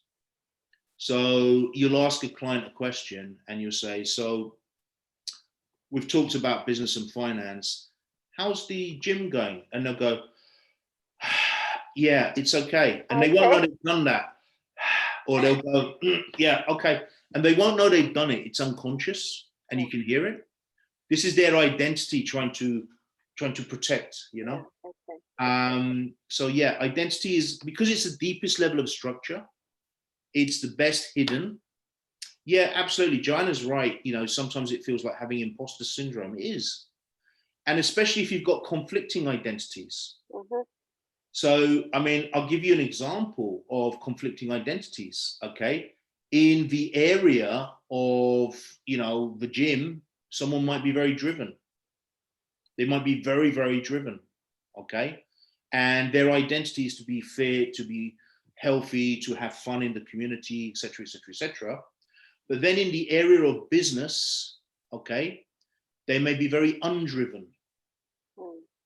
Those two identities will clash because you've got one driven and one undriven, so they will clash. Now, this can cause inertia. So now he wants to go to the gym, but he can't go because he's guilty, and it causes a negative emotion. He feels guilty because he's not doing anything in his business. So now you have a circle of failure based on two opposing identities. So yeah, Joanna, you're absolutely right. It can feel like having imposter syndrome. And that's why we've got to resolve it, the identity stuff. Sayali's got a good question. She's asking, how do I find my identity? Sayali, the first thing you've got to do is be aware that you have an identity in each area. And then you've got to start to ask yourself powerful questions, which is what a coach would do with you. And it's always going to be in the being. So let's say, for example, you're a young mother and you're busy because you've got a baby and stuff. I get it. So let's say in the area of health and fitness, for example, okay? You know, being a young mother, it's busy, but sometimes you can let go of the health and fitness a little bit. That's quite natural because the baby is the number one priority, right? And the baby takes a lot of time. So you could ask yourself the question, in the area of health and fitness, how do I feel? And you're going to lead into who am I being? And I would say create a journal over a few days. So if you don't have a coach, just say, okay, you know, in the area of health and fitness, who do I feel like today? Who are my role models in that area? Okay. So you find a role model in that area. It might be somebody you know. It might be someone that you can resonate with, of similar age, maybe similar background. It could be someone famous. Like it could be like a, you know, some kind of athlete or something like this, or somebody who, you know, they have these apps or something like that you're looking at. Where are you compared to them? What are their attributes? What do you think their identity is? Because then, as we said on the last one, you can actually model for success, for world-class success. What we do in our coaching programs is we take someone's identity and we model it. So if I wanted to get really good at golf, I don't play golf, but if I want to get really good at golf, I would want to get some modeling from the identity of Tiger Woods in the arena of golf. Okay, so that's what you've got to start to do. And as you explore that, things will come up for you. So a good example would be, you know, if someone says to you, I get this a lot when I'm coaching people. People come to me and say, I want to make 10K a month. I go, okay. You seem like more of a 25K a month person, Ritu. And you can see that they, not you, Ritu, personally, but you can see that they don't feel comfortable in that skin. Well, that's interesting, isn't it? We just caught your thermostat. You don't feel comfortable in the 25K, but you're pushing for the 10K. Yeah. And so you can feel like people go, oh, people like me can't do that. You know, you get it in family a lot. People go, oh, I came from a broken family, or I came from an unhappy family, or, you know, I had bad experience with the family. And, you know, still the thermostat is there to be unhappy. And so what happens is they come now into a happy relationship, happy family, everything is happy, but they're still inside, they're playing game happy, but inside they're not happy. Yeah. Can I add something here, Matt? Please, yeah. Okay? So, Sayali, you know, your question was, how do I find myself if I'm starting from scratch? In my understanding, coming from very personal space as well, when you start or decide to start from scratch, Matt, I believe there's a big, huge why to that. Why? Okay. Why is it that you want to start from scratch? Why don't you want to continue from where you Richard, can I stop you for a moment? Please feel free to hot seat coach Sayali on this. It'd be great. I'm going to zip up and let you go. Okay, thank you for that. Sayali, are you okay to, unmute yourself? Would you like to, if you'd like to come on camera, that's fine. If you don't, just unmute yourself and we can have a talk, if that's all right.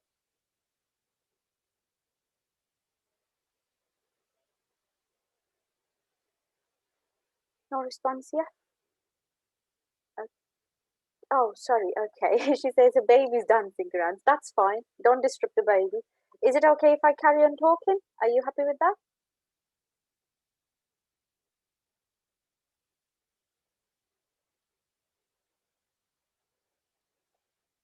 Okay, super.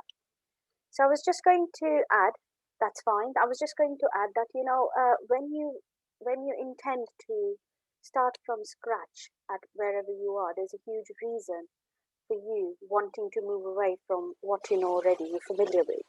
Now, finding yourself is huge. And identity, as Matt's been talking about, you know, for some time now, that identity, it's really important for ourselves, for our progress, how we see ourselves. So finding yourself is huge, but you need to give yourself repeated reminders on why, because your identity, more or less, in my understanding, Matt, please feel free to correct me or add on to it if, you know, you have thoughts, but I understand that identity is, this why is a big part of your identity as well, itself. You want to be who you want to be because there's a huge reason behind it.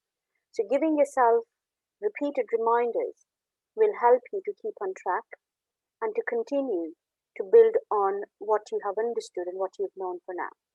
And Matt talked about writing journals, following, you know, people you admire, you want to become like one day. But I'd also add on to that stay away from people who get in the way, and who would try and tell you that no, this is not who you are. You are who you were up till now, and they'll try and pull you down as well. So there was some other thought that came to my head, Matt, which is gone now. But that mainly I wanted to come in and say that it really helps when we repeatedly remind ourselves, of why I did not want to relate to that image of myself and why I want to create a new image. Had my mic off. Really good, Ritu. I really appreciate that. And we're going to get some people live for you to coach. What I would say, just in kind of flavoring it a little bit, Sayali, in terms of starting from scratch, okay? Look at your baby and study your baby, because your baby is a role model. Your baby is a master of getting exactly what she wants, okay? So your baby really probably only has 2 or 3 big outcomes that they want. It wants mummy, right? It wants daddy, and it wants milk, okay? And, you know, it wants its blanket and stuff like that, right? And they're really good at getting it, okay? So watch for baby, all right? Second thing is, in terms of starting from scratch, with beginner's mind, we're starting from scratch every day, every single one of us. But I get the context, because I know you want to get back into work and like business and like get back to training and stuff like that. I think the first thing you've got to do is you've got to create what you want. So get into states where you can use your mindset to get really specific about what you want. So while the baby's young, enjoy the baby, because that's the season you're in, okay? At the same time, start to get specific about what do you want to do? Where do you want to do it? When do you want to do it? How's it going to work? What does it look like? What are you going to earn? How are you going to feel? Who are you going to be working with? Get really specific while the baby's asleep. Get really specific on all of that, and then start to build the internal representations. Because what I didn't tell you guys is when you're building the internal representations, guess what's happening? They're downloading into your identity. So the more consistent you are with your affirmations, your internal representations, and the positive language you speak, you're creating identities. Now, the fast track is to get around someone, which happened to me when I was starting off in sales. Tony the Lebanese took me under his wing. That's the fast track, is find a mentor that you can work with every day, you know, because then it just downloads. It's like these musicians. In India, you get these musicians, Ritu, and they literally go and live with the masters, the old school do. And they become brilliant because they're just downloading from them. They're eating the food with them. They're just with them all day long. Why are they world-class musicians? Because they've just downloaded everything. Basically, they've got the identity of the master. You know, why did the Lord Jesus Christ take 12 disciples? He told them, leave everything, come follow me. Why? Because he wanted to download. And they got the identity, you know? So the identity is really very important, but start with getting clear about what you want, creating the internal representations, and then creating the language and being consistent with it. It's very, very key. And, you know, you've got a recovery strategy. You know, we all fall off the train, you know, just go and ask anyone's family, right? They'll tell you. Is Matt rosy every day? No, of course not. Does Matt get moody in traffic? Yeah, sometimes not, okay? But this is the work we have to do. This is why we go to beginner's mind. We go to beginner's mind, okay? Okay, thank you. Right, I want to do some hot seat coaching. Ritu and Sonia have kindly agreed to do some hot seat coaching. So I want to know who wants to play. Who wants to play? What we really want is a candidate that's on camera, maybe, can come on and just tell us where they are with one of their outcomes, what's going on, and Sonia's going to coach them first, and then if we get another candidate, Ritu's going to carry on. And I'll be here in the background, drinking coffee, observing, maybe listening to a bit of language that I could feed back, and we can go from there. So we've got sort of 45 minutes. We're going to finish exactly at 12:30. And, you know, really use the time, you know, part of the process is showing up. So, you know, don't sit there and go, oh, I'll just listen. You know, this isn't the spectator time. This is the time to show up and be coachable and follow instructions. So who would like to go first? I can see Tina running to the front of the line. I can see Joanna. We've got Poland. We've got Poland on the inside lane. Nigeria, London coming through. We've got Latvia. Latvia's coming. Latvia's coming. Latvia's coming. Oh yeah, Latvia's won. Way! Latvia, I love you. Latvia's won. Great. Hello, Sonia. How are you today? Hi, Gunther. Can I have your permission to coach you and be coachable? Yes, 100%. Excellent. I will try my best. Okay, excellent. Would you be kind to tell me which area would you be to share with me and you want to be coached? Can you do about health? Health and fitness, please. Okay. It's very important for me at the moment. Okay. Why is it important for you? Can you tell me? Because it's important for me. Fitness. I have goals in my mind that I want to just build up what I've done because taking in mind my back, yeah, but I'm doing very well with daily as possible routines, but I need to be accountable, not to give up some days. And the health is because I'm overweight. Quite lot, and I'm trying to get that sorted. And this is one very important for me because I feel good if I look good.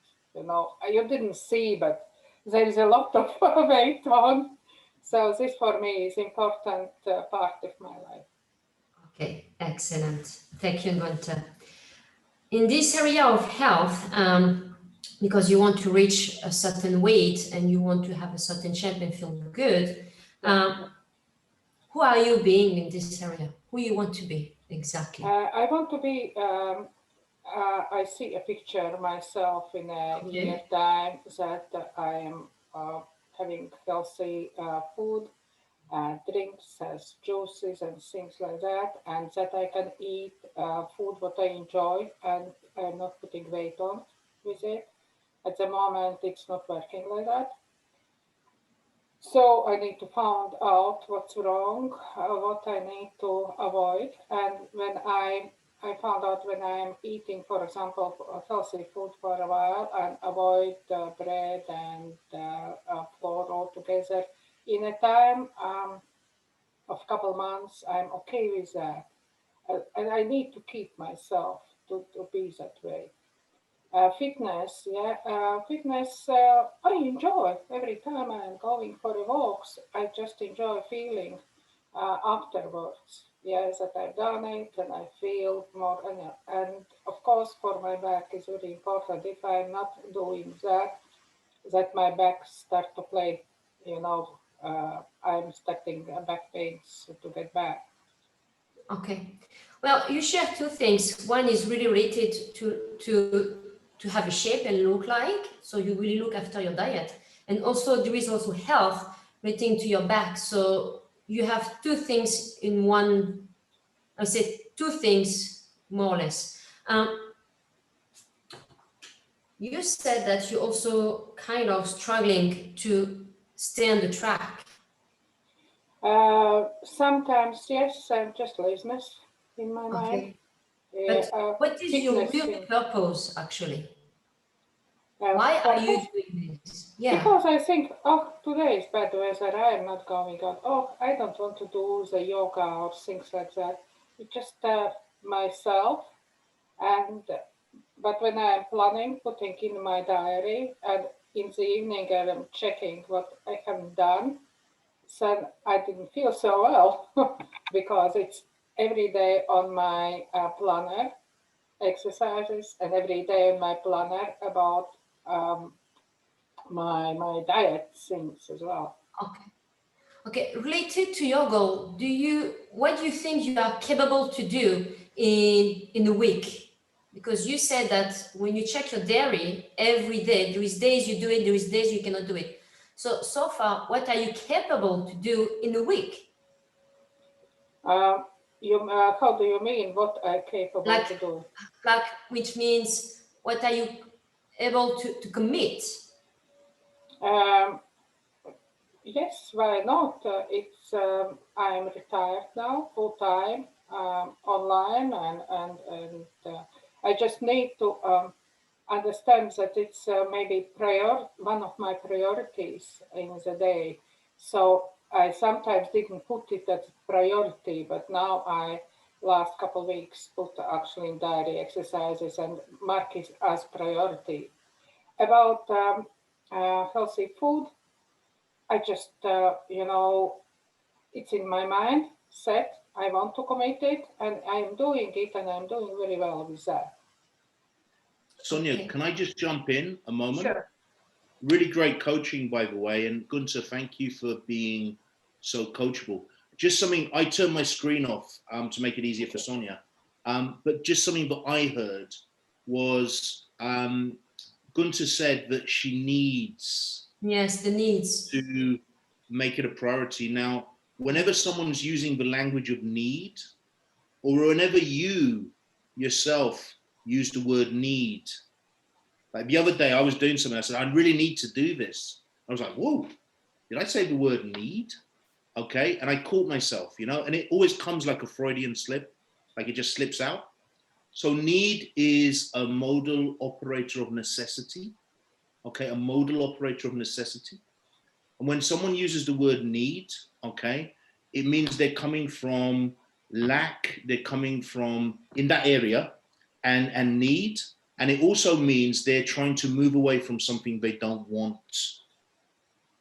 So Gunther, possibly in the area of healthy eating, she's doing really well, because it seems to me that she wants to eat healthy and she's eating healthy and she has no problem doing it. And by her own admission, she's doing really, really well in that area. When it comes to the exercise, you can even hear the tone, and then she used the word need. And it seems to me that it's a values issue, because priorities are always values. And it seems to be that there's a values issue there with the exercise, maybe a slight one, but also she's moving away. So when you're moving away from what you don't want, you're focused on what you don't want. And what you focus on, you're going to get more of. So what you would need to do as a coach, Sonia, is to dig into the value. It's a lot easier, of course, when you're listening without being in the coaching. So really good job, Sonia. But I just wanted to come in as a kind of third party. And also you want to move her towards the exercise. Is that something you want to do now, or would you like to take that offline? It's totally up to you. Well, I'm totally fine to do it now. Okay. If Gunther wants to, also, it's Yeah. her decision, most of. Yeah, absolutely. So please fire away. Good stuff. Can I keep going, Gunther? 100%. Okay, excellent. Well, Matt just said it's related to values. So what that you are focusing on a specific area, and as he said, that you move away from another one. So what are you not really committed at some point? What is your... I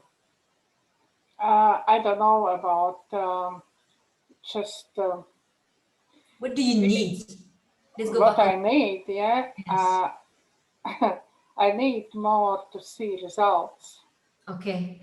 Do you want to see fast results? With fitness, no, it's not going to be fast results, but just progress together Okay. with my health goals. Yeah, when I see results, it lifts me up. When some week, for example, didn't see results because fitness exercises are together with healthy eating, they are very linked, as I understand as well. So then it, maybe I need to give up, or maybe I need to just go back to my lazy routines. So generally, results from my work always gives me more encouragement. And other thing is my husband, he's giving me a lot of encouragement, because he's in the same, he wants go in a fitness, and he's actually sometimes who drives me. Let's go for a walk. So you need a kind of little bit of push, like empowerment, to get the motivation. Yeah. Okay. Now, what do you think will be your motivation on a daily basis on your own to begin? Maybe to put picture in the front where I was. I had that picture, but now I changed my working place, where I was very, very bad shape around 3-4 years ago. And then in a couple of years after, in a year and a half or 2 years after, I was in very good shape. Yeah, maybe keep that picture in front of me could help me to motivate me to get again back where I was 1.5 years ago, 2 years ago. So that could help. Excellent. Maybe something that you can start to begin, like maybe get that picture, print out, and stick somewhere where you can see yourself and project yourself that you want to be that person. I had it all the time. Now, just for a week, I don't have it. Because as I told, I changed my working place. So, yeah, but I will do it. Yes, thank you. New energy, new energy, new energy. Well, there is few tools like print out that picture that you have that image in the past, that's seeing you that you look good. You want to get back in that shape. Good. Print out that you can see every day. You can project yourself. That's one thing. You look like you're doing good also related to your diet. Keep work on this. Very key also to know yourself.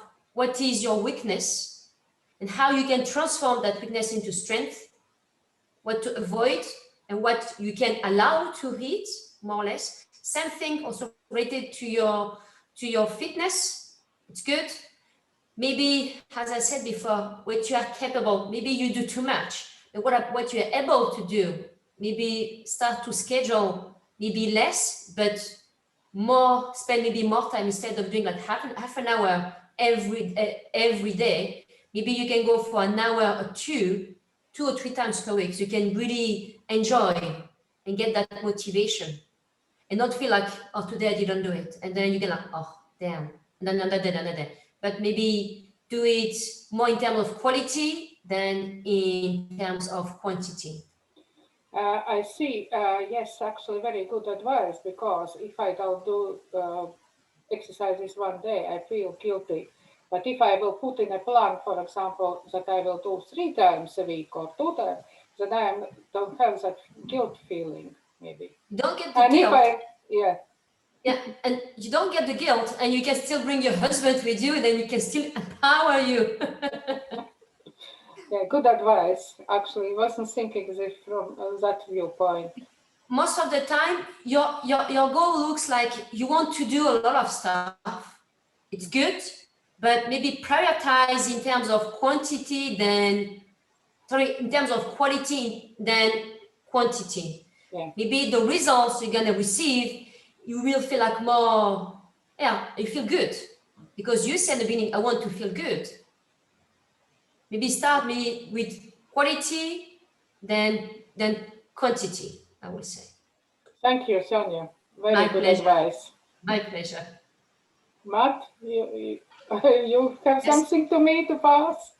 No, absolutely. I just want everyone to look at Gunter's face, you know, how happy she looks, the shift that's occurred.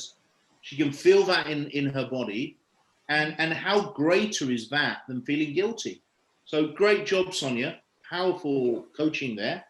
And, you know, Gunter's now in a state where, you know, some stretching, whatever, would probably be, you know, really enjoyable. And that's what it's really about. So really good example over, you know, this hot seat coaching. Well done, Sonia.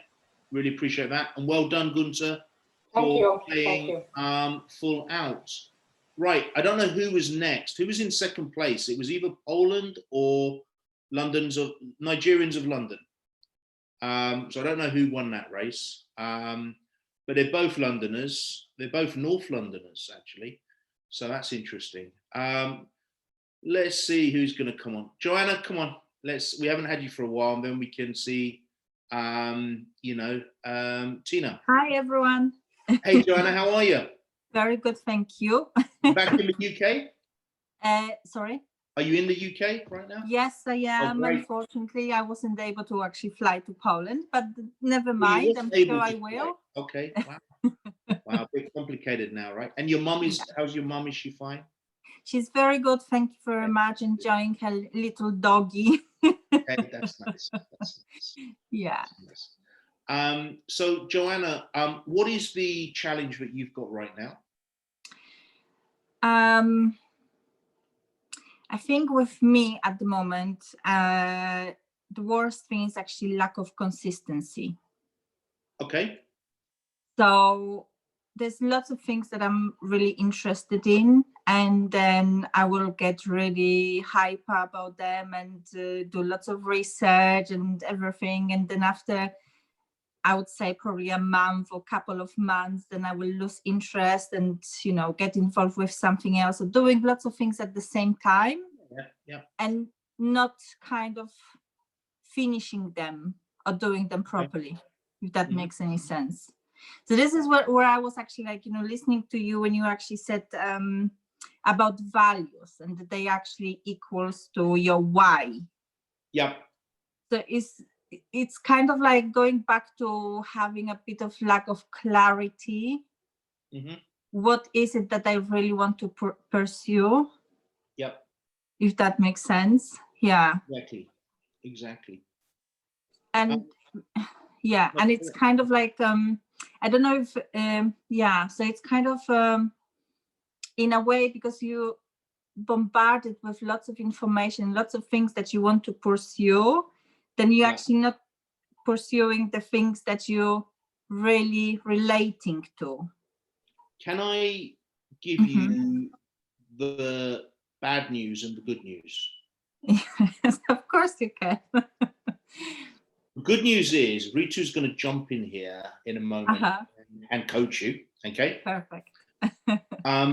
The bad news is, okay, and I'll share from my own life if that's okay. Absolutely. Right now, I'd love to be studying. I love languages, right? And I love cultures, and I love people, and I love jumping into cultures. Well, right? Yeah. And if I had my own way right now, I would be learning Portuguese, and Polish, and Russian, and Arabic, and French. I'd be doing the whole lot. The problem with that is my Portuguese isn't going to get any better, really, is it? Okay. And I'm going to pick up a little bit of Polish, which is pretty difficult. Okay. I'm going to pick up some Russian. I might flow in French because I've done it before. The thing is, in 5 years' time, I'm going to be able to say a few phrases in a few languages. And my Portuguese is probably going to suffer big time. Yeah. So the bad news for me in that scenario is there's got to be a sacrifice in order to really get a good outcome in one area. Okay. Now, if I was like, 18, 19, I could probably get away with it. Yeah. But, at the grand old age of 48, I've got a lot of other things in my life to do. So I think before Ritu jumps in to coach, I think there's two things for me in the listening. You haven't yet made some powerful choices for yourself. Yeah. About what you really want to do. Okay. And this is one of the reasons when we designed the course, we kind of did 3 non-negotiables. Because if we didn't do 3, everyone's going to be like 20 things. And it's like, this is the hard bit. And this is the bit that they don't tell you when you go to a lot of these programs where it's all, they're telling you what you want to hear. They're making you happy. Then you get loads of dopamine, and then you get addicted to the dopamine, and then you run around, not you personally, Joanna, but I'm just saying a lot of people, right? Yeah. I've done it as well, where you just run around starting stuff. Then the other bit is, and the truth is that achieving anything is tough. It's tough, and it's probably going to hurt. There are times when I learn my grammar, and I fall asleep and I still don't remember it the next day. There are times when I'm flowing like you wouldn't believe, you know, Cristiano Ronaldo, and I go into the Portuguese cafe and I'm having a really great conversation. I'm feeling really good, full of dopamine because I'm speaking Portuguese. And then suddenly they just go off and they forget I'm a learner and I'm lost. And I'm just looking at them going, what an idiot I look like. But they're very kind to me and I appreciate it, right? But here's the thing, Joanna, tough decisions. Okay. And the word decision comes from a Latin word. I can't remember what the Latin word is, but it basically means to cut off any other possibility. Okay. Okay. So, you know, you have to choose where you're going to live. You have to choose what you're going to do. There's not many people get to be a doctor and an engineer at the same time. Probably someone out there, right? That's true. Now, again, you know, it doesn't mean you can't do other stuff down the line, but if you really want to get good at something, you've got to kind of find your path. Now, the other thing, just before read, because I'm not coaching, I'm just giving some feedback. Thank you. The other thing is that according to NLP and according to more ancient teachings from scriptures and stuff, okay, there are 3 types of people. I've forgotten the Sanskrit terms, but they are in Sanskrit as well. Maybe Rita would know, okay? But there are people that are good at starting things. There are people that are good at completing things. And there are people that are good at maintaining things. So from the feedback, it seems that in some areas, you're very good at starting things. Maybe quite good at sort of maintaining things. Maybe there's work to do on completing things. Yeah. Again, I'm just kind of throwing that out there. It may not fit everywhere. I'm also very good at starting things. Very good at starting things. I'm fairly good at finishing things. The maintenance side for me is where I find it, my challenges are there. So you have to know yourself. It kind of comes to identity as well. If you're really good at starting things, you probably will have too much on your plate. And you may not have the results that you want. So the key feedback there is stop starting things, okay? Yeah. It feels a bit overwhelming sometimes, as you said. It will do. It will do. Look to commit to stuff that you can complete. Okay. But also have that flexibility, because sometimes you get 2 years into something and you think, well, actually, you know, I'd be much better, you know, going this route. I'll take the foundations and move over, you know? At the same time, it goes back to the 7 pillars from your workbook.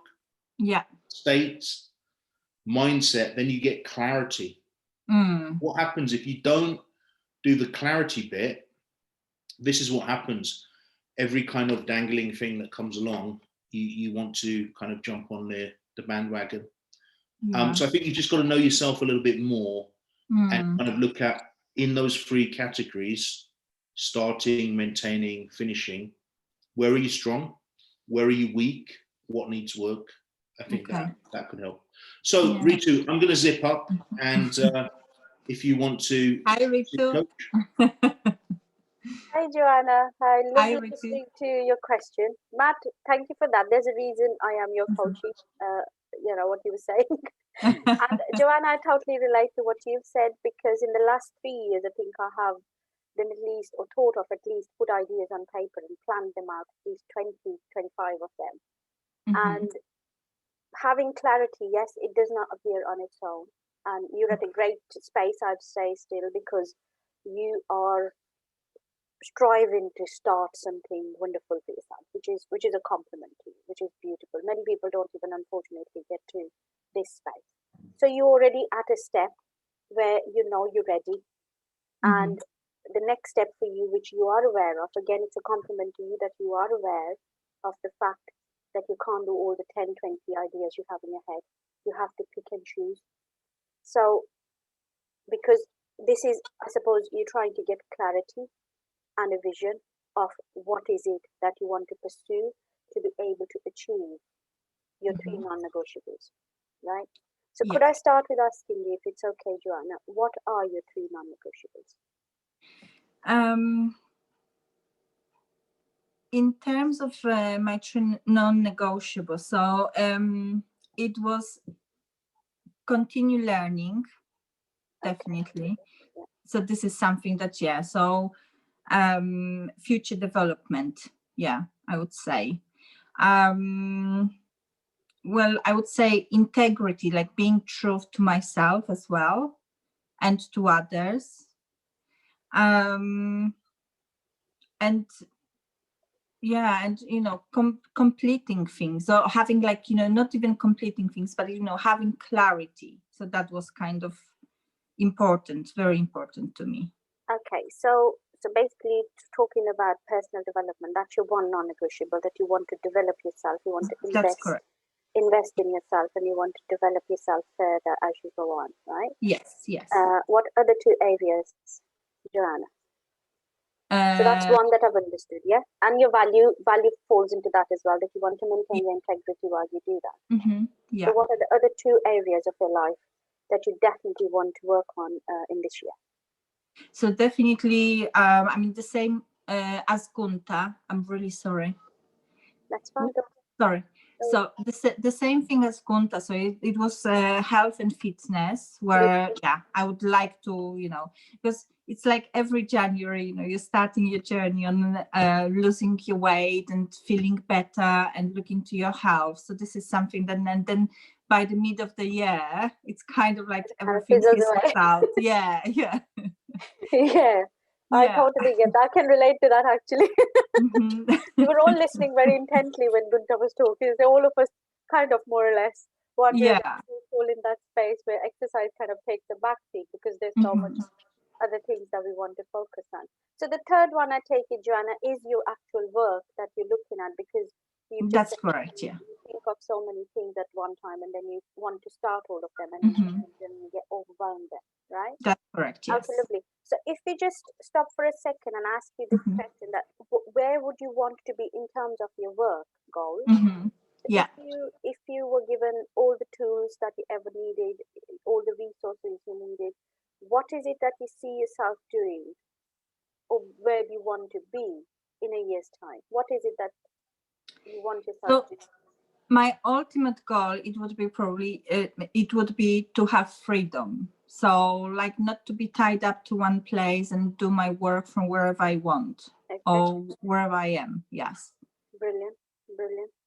So in a year's time, what would you need to do to go towards that goal? What do you think you can do? I would say probably persevere with what I'm doing and continue on the path that I'm actually on right now, and not to get distracted by any other little things. That's a great idea. That's a beautiful idea. And you know what, I also want to say, while I was listening to you talk to Matt, something came to in my head, which I apply to myself quite often, Joanna, and that works. And that is, we're passionate about things, and how you say that you want to do this and this, and I have experienced that personally, and I wanted to learn everything. And exactly like Matt was saying, we want to do French, Spanish, Portuguese, but we can't do everything at this time. And I'll tell you recently what I did in this, same scenario. I have always wanted to learn folk singing, Punjabi folk singing, my culture. So I went on and I signed up with a lady who's a lovely singer, and she teaches people online these days. So I went on, she lives in London. I went on and signed in onto her classes, and I did the first lesson. And yes, I liked it, and I would have wanted to, continue. I loved it, and I know I will do one day, someday when it is the right time. But the last couple of weeks I've had, it was really busy. And I was not able to even speak to some people I would have wanted to. And then I kind of had to accept the fact that I am a human being and one person, and I can only do certain things in certain frame of mind. So I have to kind of streamline. So that dream still exists, and that my vision of singing at a gathering someday, holding a mic like a professional singer. Yeah. It still stands. I've not given it up. But what I also realized was that time and effort and energy needs to go into learning something like this, and you can't just take it, and that would be a dishonor. I'd be dishonoring the singing and my teacher as well if I was not, dedicating my time and energy to that. So this is probably not the right time, but I'll go back in a few months maybe. Right. So what I remind myself time and again is, one, definitely you need to keep your passion alive because that's the driving force. But two, discipline is really important. Yeah. So if you've started something, of course you need to do that exercise and clarity. You need to know if you really want to pursue this. And if the answer comes back as yes, Joanna, then you need to give it time and energy and make realistic commitment to that. So you've got to be realistic about your approach. So you can't do 10 things all of a sudden at the same time, but you can maybe chunk it down to which one is the best one that I want to focus on right now. So that exercise where you have like 8 things, let's say, on a piece of paper, and then you say, if I was to cut it down to 4, which 4 would they be? And then you've got 4 now. Then you say, okay, if I was to select only 2 out of them, pros and cons, you know yourself best, you know your situation, you know your circumstances, so you get to the 2. And then eventually you get to the 1. Right. And if that speaks to you, really, really does speak to you, and you really want to go forward, and you're not tempted to look at the other 7 that you filtered out, then stick to that. If you are tempted to look at any of the other on the 7, then don't pursue that. Wait. Get that clarity that this is the one that I want to stick to. And then promise yourself that, okay, I'm going to do this, but I'm also going to give it this much time. So see how much time you want to dedicate to it. Is it a year you want to give it? 2 years? Matt always says 3 is a great idea. I totally agree. And in our culture, we have this saying as well. I didn't get the last bit, sorry. 3 years. 3 year, okay. 3 years is a great idea. We love number 3, okay. That's fine. When you start a business, they say, giving it 3 years is a great idea. And in my culture, Joanna, we have a saying that goes, that first year, expect loss, while your second year, expect loss. The second year, expect to break even. Right. And it's the third year, you expect to make money. Oh. Right? So if you agree with that, if it speaks to you, I think you can choose, you know your circumstances, you know the sort of model you're picking, and then break your year into smaller steps, right? So like a 3-year plan or 5-year plan, yes? 3 or 5 is great, but also have the smaller steps for the year, even smaller ones for the first 6 months. And you sound like a great starter person. You know what to do, you want to start things, you know how to start things, the maintaining part. Yeah. Right? So this self-discipline comes in big here. Anything you want to achieve, discipline is a major area. So whenever you feel a bit frizzled away, your passion is going a bit haywire, you feel a bit frizzled away, oh, I don't know, you said, okay, I promised myself I'll fall back on my discipline. And from that. And then, the micro achievements that Matt talks about, they are a beautiful idea. Yeah, you hit the I first agree. one or the second one, you stop, you give yourself a pat on the back, have a little wine if you drink, kebab eat, non-veg, or whatever it is, that's your celebration. Right? Mine would be Bhangra dancing. So yeah, celebrate your achievement. Give yourself a pat on the back and say, look, I've come forward from where I started. And I'm only going to build up on that. Great. Oh, brilliant. Thank you so much. I think the micro achievements were kind of like an eye-opener for me, because very often I get discouraged if for example, if I let myself down. So it was kind of on consistency part where, if, for example, you go out every day for a walk, and then all of a sudden one day you don't go, and then you kind of like, bashing yourself because you let yourself down, and then the whole thing just kind of collapses, instead of like, being grateful that you did the other 3 days, and just one day you actually had just a small hiccup. But that's another So, thing I totally yeah. believe in, that, you know, we've got to allow ourselves to be human as well at the same Yeah. time. Having discipline is great, but don't make it, you know, beating yourself over something that you've not managed to do.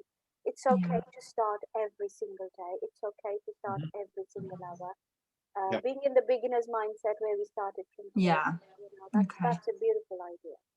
Yeah. Thank you very much, Ritu. My That really, pleasure. really helps. Thank Right. you. Thank I will you. have to listen to this again during the recording.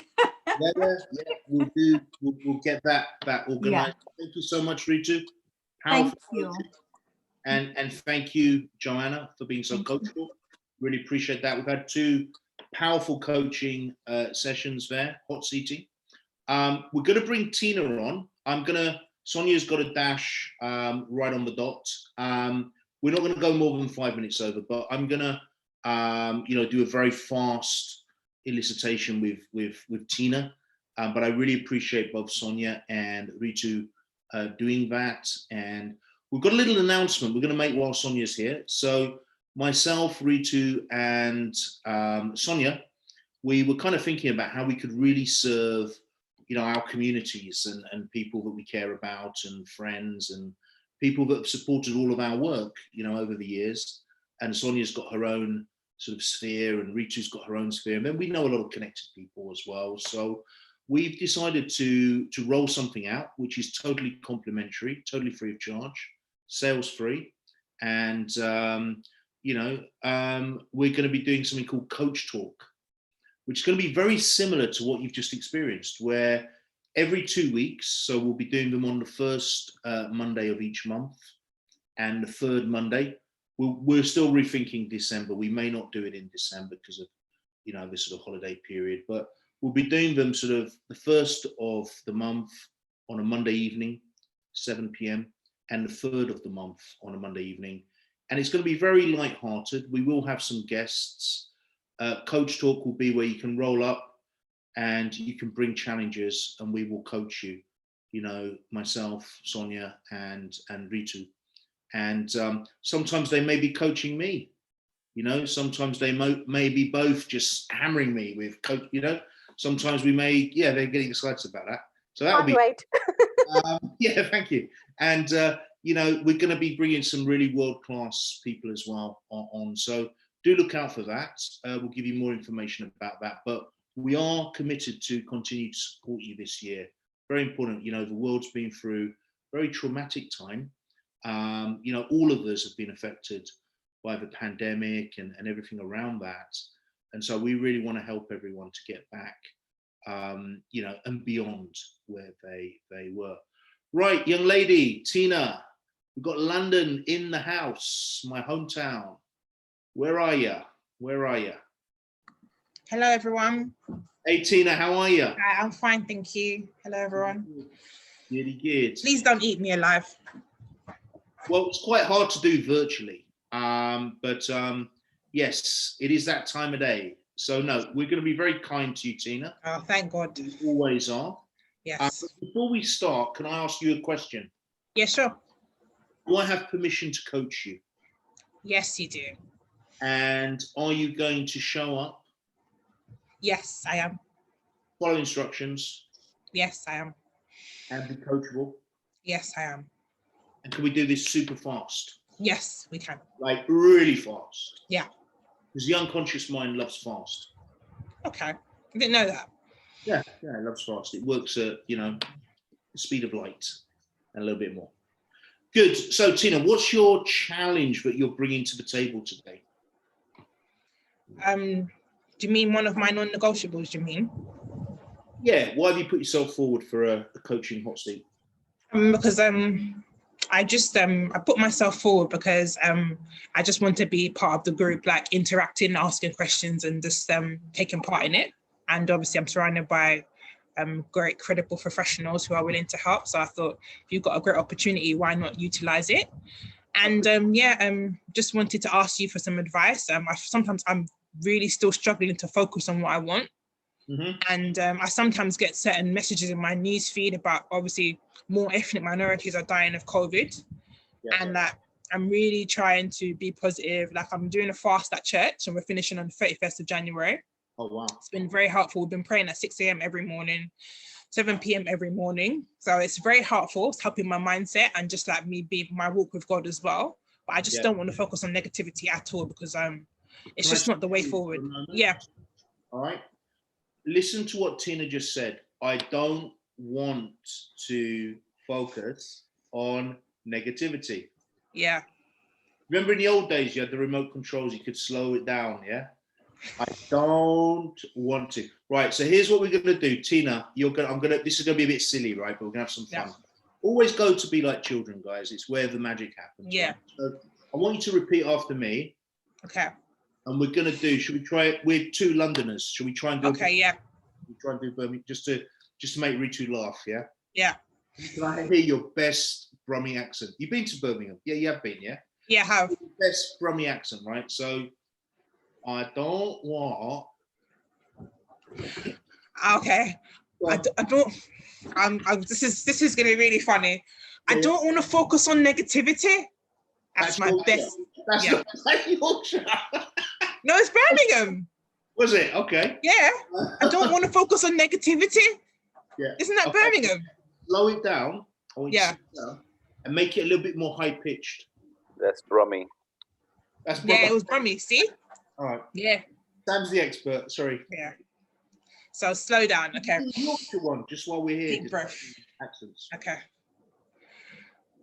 Actually, I do sound like those chickens from Chicken Run, don't I, when I said that? Yeah, I just remembered now. I watched that film the other day. Okay, this is going to be my Birmingham accent, okay? I don't want to focus on negativity. Did I say it? That was definitely north. Okay. Was it? We're getting there. Maybe I'm not hearing it. It's really good. Now, I want you to say it 10 times really fast. Wow. Okay, let me count because I don't want to miss out. I don't want to focus on negativity. I don't want to focus on negativity. I don't want to focus. Faster. I don't want to focus on negativity. I don't want to focus on negativity. I don't want to focus on negativity. I don't want to focus on negativity.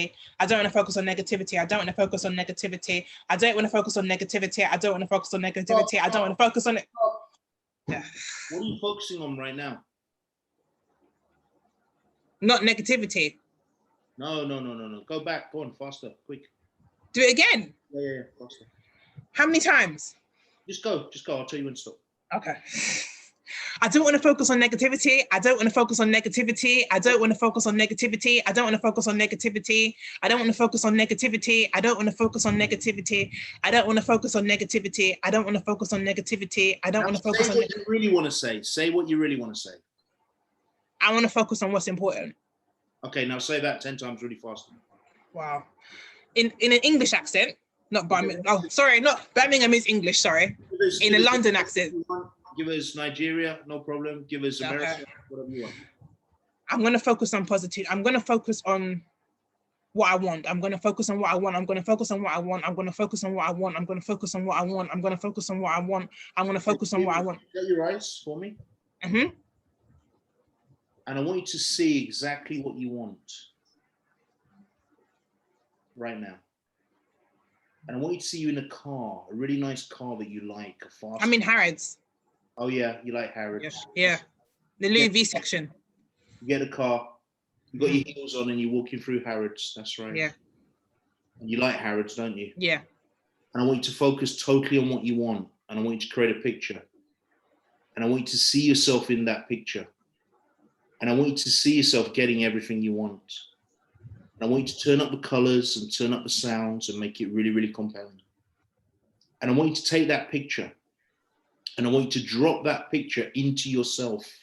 And however your active imagination decides to do it, it's going to help you to focus on what you want. It's going to drop into your values and your identity. And you're going to focus towards what you want really powerfully. And if there's ever a time where you may be focusing on something that's not aligned to what you want, it's going to act as a trigger to push you towards what you want. It's all about what you want. So if you ever hear yourself focusing on something that's not aligned totally to what you want, it's only going to be like an elastic band that if you pull it too far, it's going to snap you back towards what you want. And I want you to see yourself focusing on what you want. And in a moment, as you come back into the room, I want you to float down into the room, knowing with certainty at an unconscious level that you're focusing totally on what you want. In a moment, I want you to float back down into the room and open your eyes. Good. How are you, Tina? I feel refreshed. Good. Definitely. Relaxed as well. Okay, excellent. And what do you want? I'm gonna get what I want. Okay. And Yeah. who do you want to be to get what you want? Somebody who is focused, hardworking, goal-orientated as well. Only basically surround herself with people who are on a similar mission as well. Excellent. I love the feedback. I'm going to stop you for a moment for the group, but also for yourself. Mm-hmm. Notice how Tina said, I want to be somebody. That means she isn't there quite yet with her identity to where she wants to be. Because somebody is somebody out there, somebody else, it's not me. Right? So from the identity, one thing I want you to work on, I want you to shut your eyes, you're praying, you're whatever you're doing. I want you to focus on what you want and see yourself moving towards it. And if ever you see yourself moving in another direction or moving away from something that isn't aligned to what you want, yeah. Notice how my language is very different to yours. Yeah. I want you to know that that's a trigger that's going to move you towards what you want. Okay. The second thing I want you to do is I want you to work on I am statements. I want you to make some affirmations of I am. Okay. So that person you just described, I want you to make an affirmation of I am. Okay. Yeah. And I want you to use this to move forward. And you'll find that everything you spoke about before, which doesn't exist right now, is going to dissipate nicely away. Okay. Okay. I know we've got a call this week on Thursday, I believe. So we'll go a lot deeper on that one-on-one call. Okay. But I know the time is up. We're 2 minutes over. Thank you for jumping on, Tina. Really appreciate you. Thank you. Really good to have you with us here today. And I'm looking forward to speaking with you on Thursday. Please be gentle with me on Thursday, though. I prayed about it, that you be gentle with me. I'm always gentle. Good Lord. No, you're not always. Sorry. I have to be honest. I just prayed. Okay, sure. Let's see who's in a nice way. We'll see who's got the most faith on Thursday then, right? We'll see who's got the most faith. Yeah, we will. Yeah. Lovely working with you and appreciate you. Sonia's had to chip because she's an hour ahead of us in France, and sorry, she's in Spain, and got stuff to do. So, ladies and gents, I do not want to end unless we have a little bit of questions. If there's a question, I can answer it quickly. We're not going to go over 5 minutes, but if there are no questions, we will finish here. I hope you've enjoyed the Achievement Masterclass. I hope you've got a lot out of it. I will release recordings. Thank you, Gunther. Thank you, Tina. Thank you, Ritu. I will release the recordings later today. I wasn't going to record it, but there were people that were ill and so forth. Do remember that this is a work you've got to keep doing. So keep going through your workbook, keep committing. Promise me that you're going to create 3 non-negotiables that are going to work for you. That can be tough because you've got to cut off everything else, but you really got to make that. If you go back to our original principle of income, lifestyle, and legacy, that will serve you well. So if you are not absolutely crushing your health wants to be one of your non-negotiables. Kind of important, right? If you don't have income, which is allowing you to live, then I think an income, a business goal, a wealth goal will be pretty important. And then you also want to have something around fun, around, your lifestyle, your legacy, but potentially. If you've already got your 3, there's no harm in having 5. So we do teach a process called the 5 times 5 times 5, which we won't go into here. But, and if you're struggling to get 3, focus on 3. If you're absolutely, crushing it, you're a coach, you've done a lot of work before, you've got your 3, do 5, but make sure that 3 of them, you can have 14, yeah, absolutely, but make sure that the top 3 are like the big 3. So you've still got your 3, and then you've got 2 minors, okay? Really, really key. Any questions, you can message me. Does anyone have a question here that we could quickly answer for you? Any question at all? No, I think we covered pretty much everything. So I will send the recording out. This year is going to be phenomenal. COVID or no COVID, pandemic or no pandemic, politics or no politics, economy or no economy. Why? Because you are the center of your universe. Okay? What does that mean? It means you are responsible for your life, for your results, for your well-being, for everything around you. Okay? Remember, the Almighty is with you. Don't neglect, the Almighty, and make your life an act of worship. If there's anyone who doesn't believe, that's absolutely fine, but we have to say our bit as well. And make your life an act of worship. Put these plans towards the Almighty, and let the blessings come through. I really am honored that you'd all come and listen to me and work with me. Really, really special thanks to Ritu and Sonia, who have been a great part of the planning behind the scenes. We're looking forward to rolling out the Coach Talk. It's been a long morning. Appreciate each and every one of you. Please get your coaching sessions booked, either last week of Jan or February, okay? They're 90-minute sessions. Some people like to work fast, others we go a bit slower. So, we're here to serve you. We're here to get the job done. And we're here to make sure that you get these things done this year. It's really, really key, okay? Lots of love, lots of respect, lots of honor, and lots of thanks, really, for showing up in the community and being a part of this change work. Take care. Goodbye. Have Bye, a great everyone. And I'll catch you at the end. Thank you. Bye. Take care. Bye, everyone. Bye. Bye. Bye.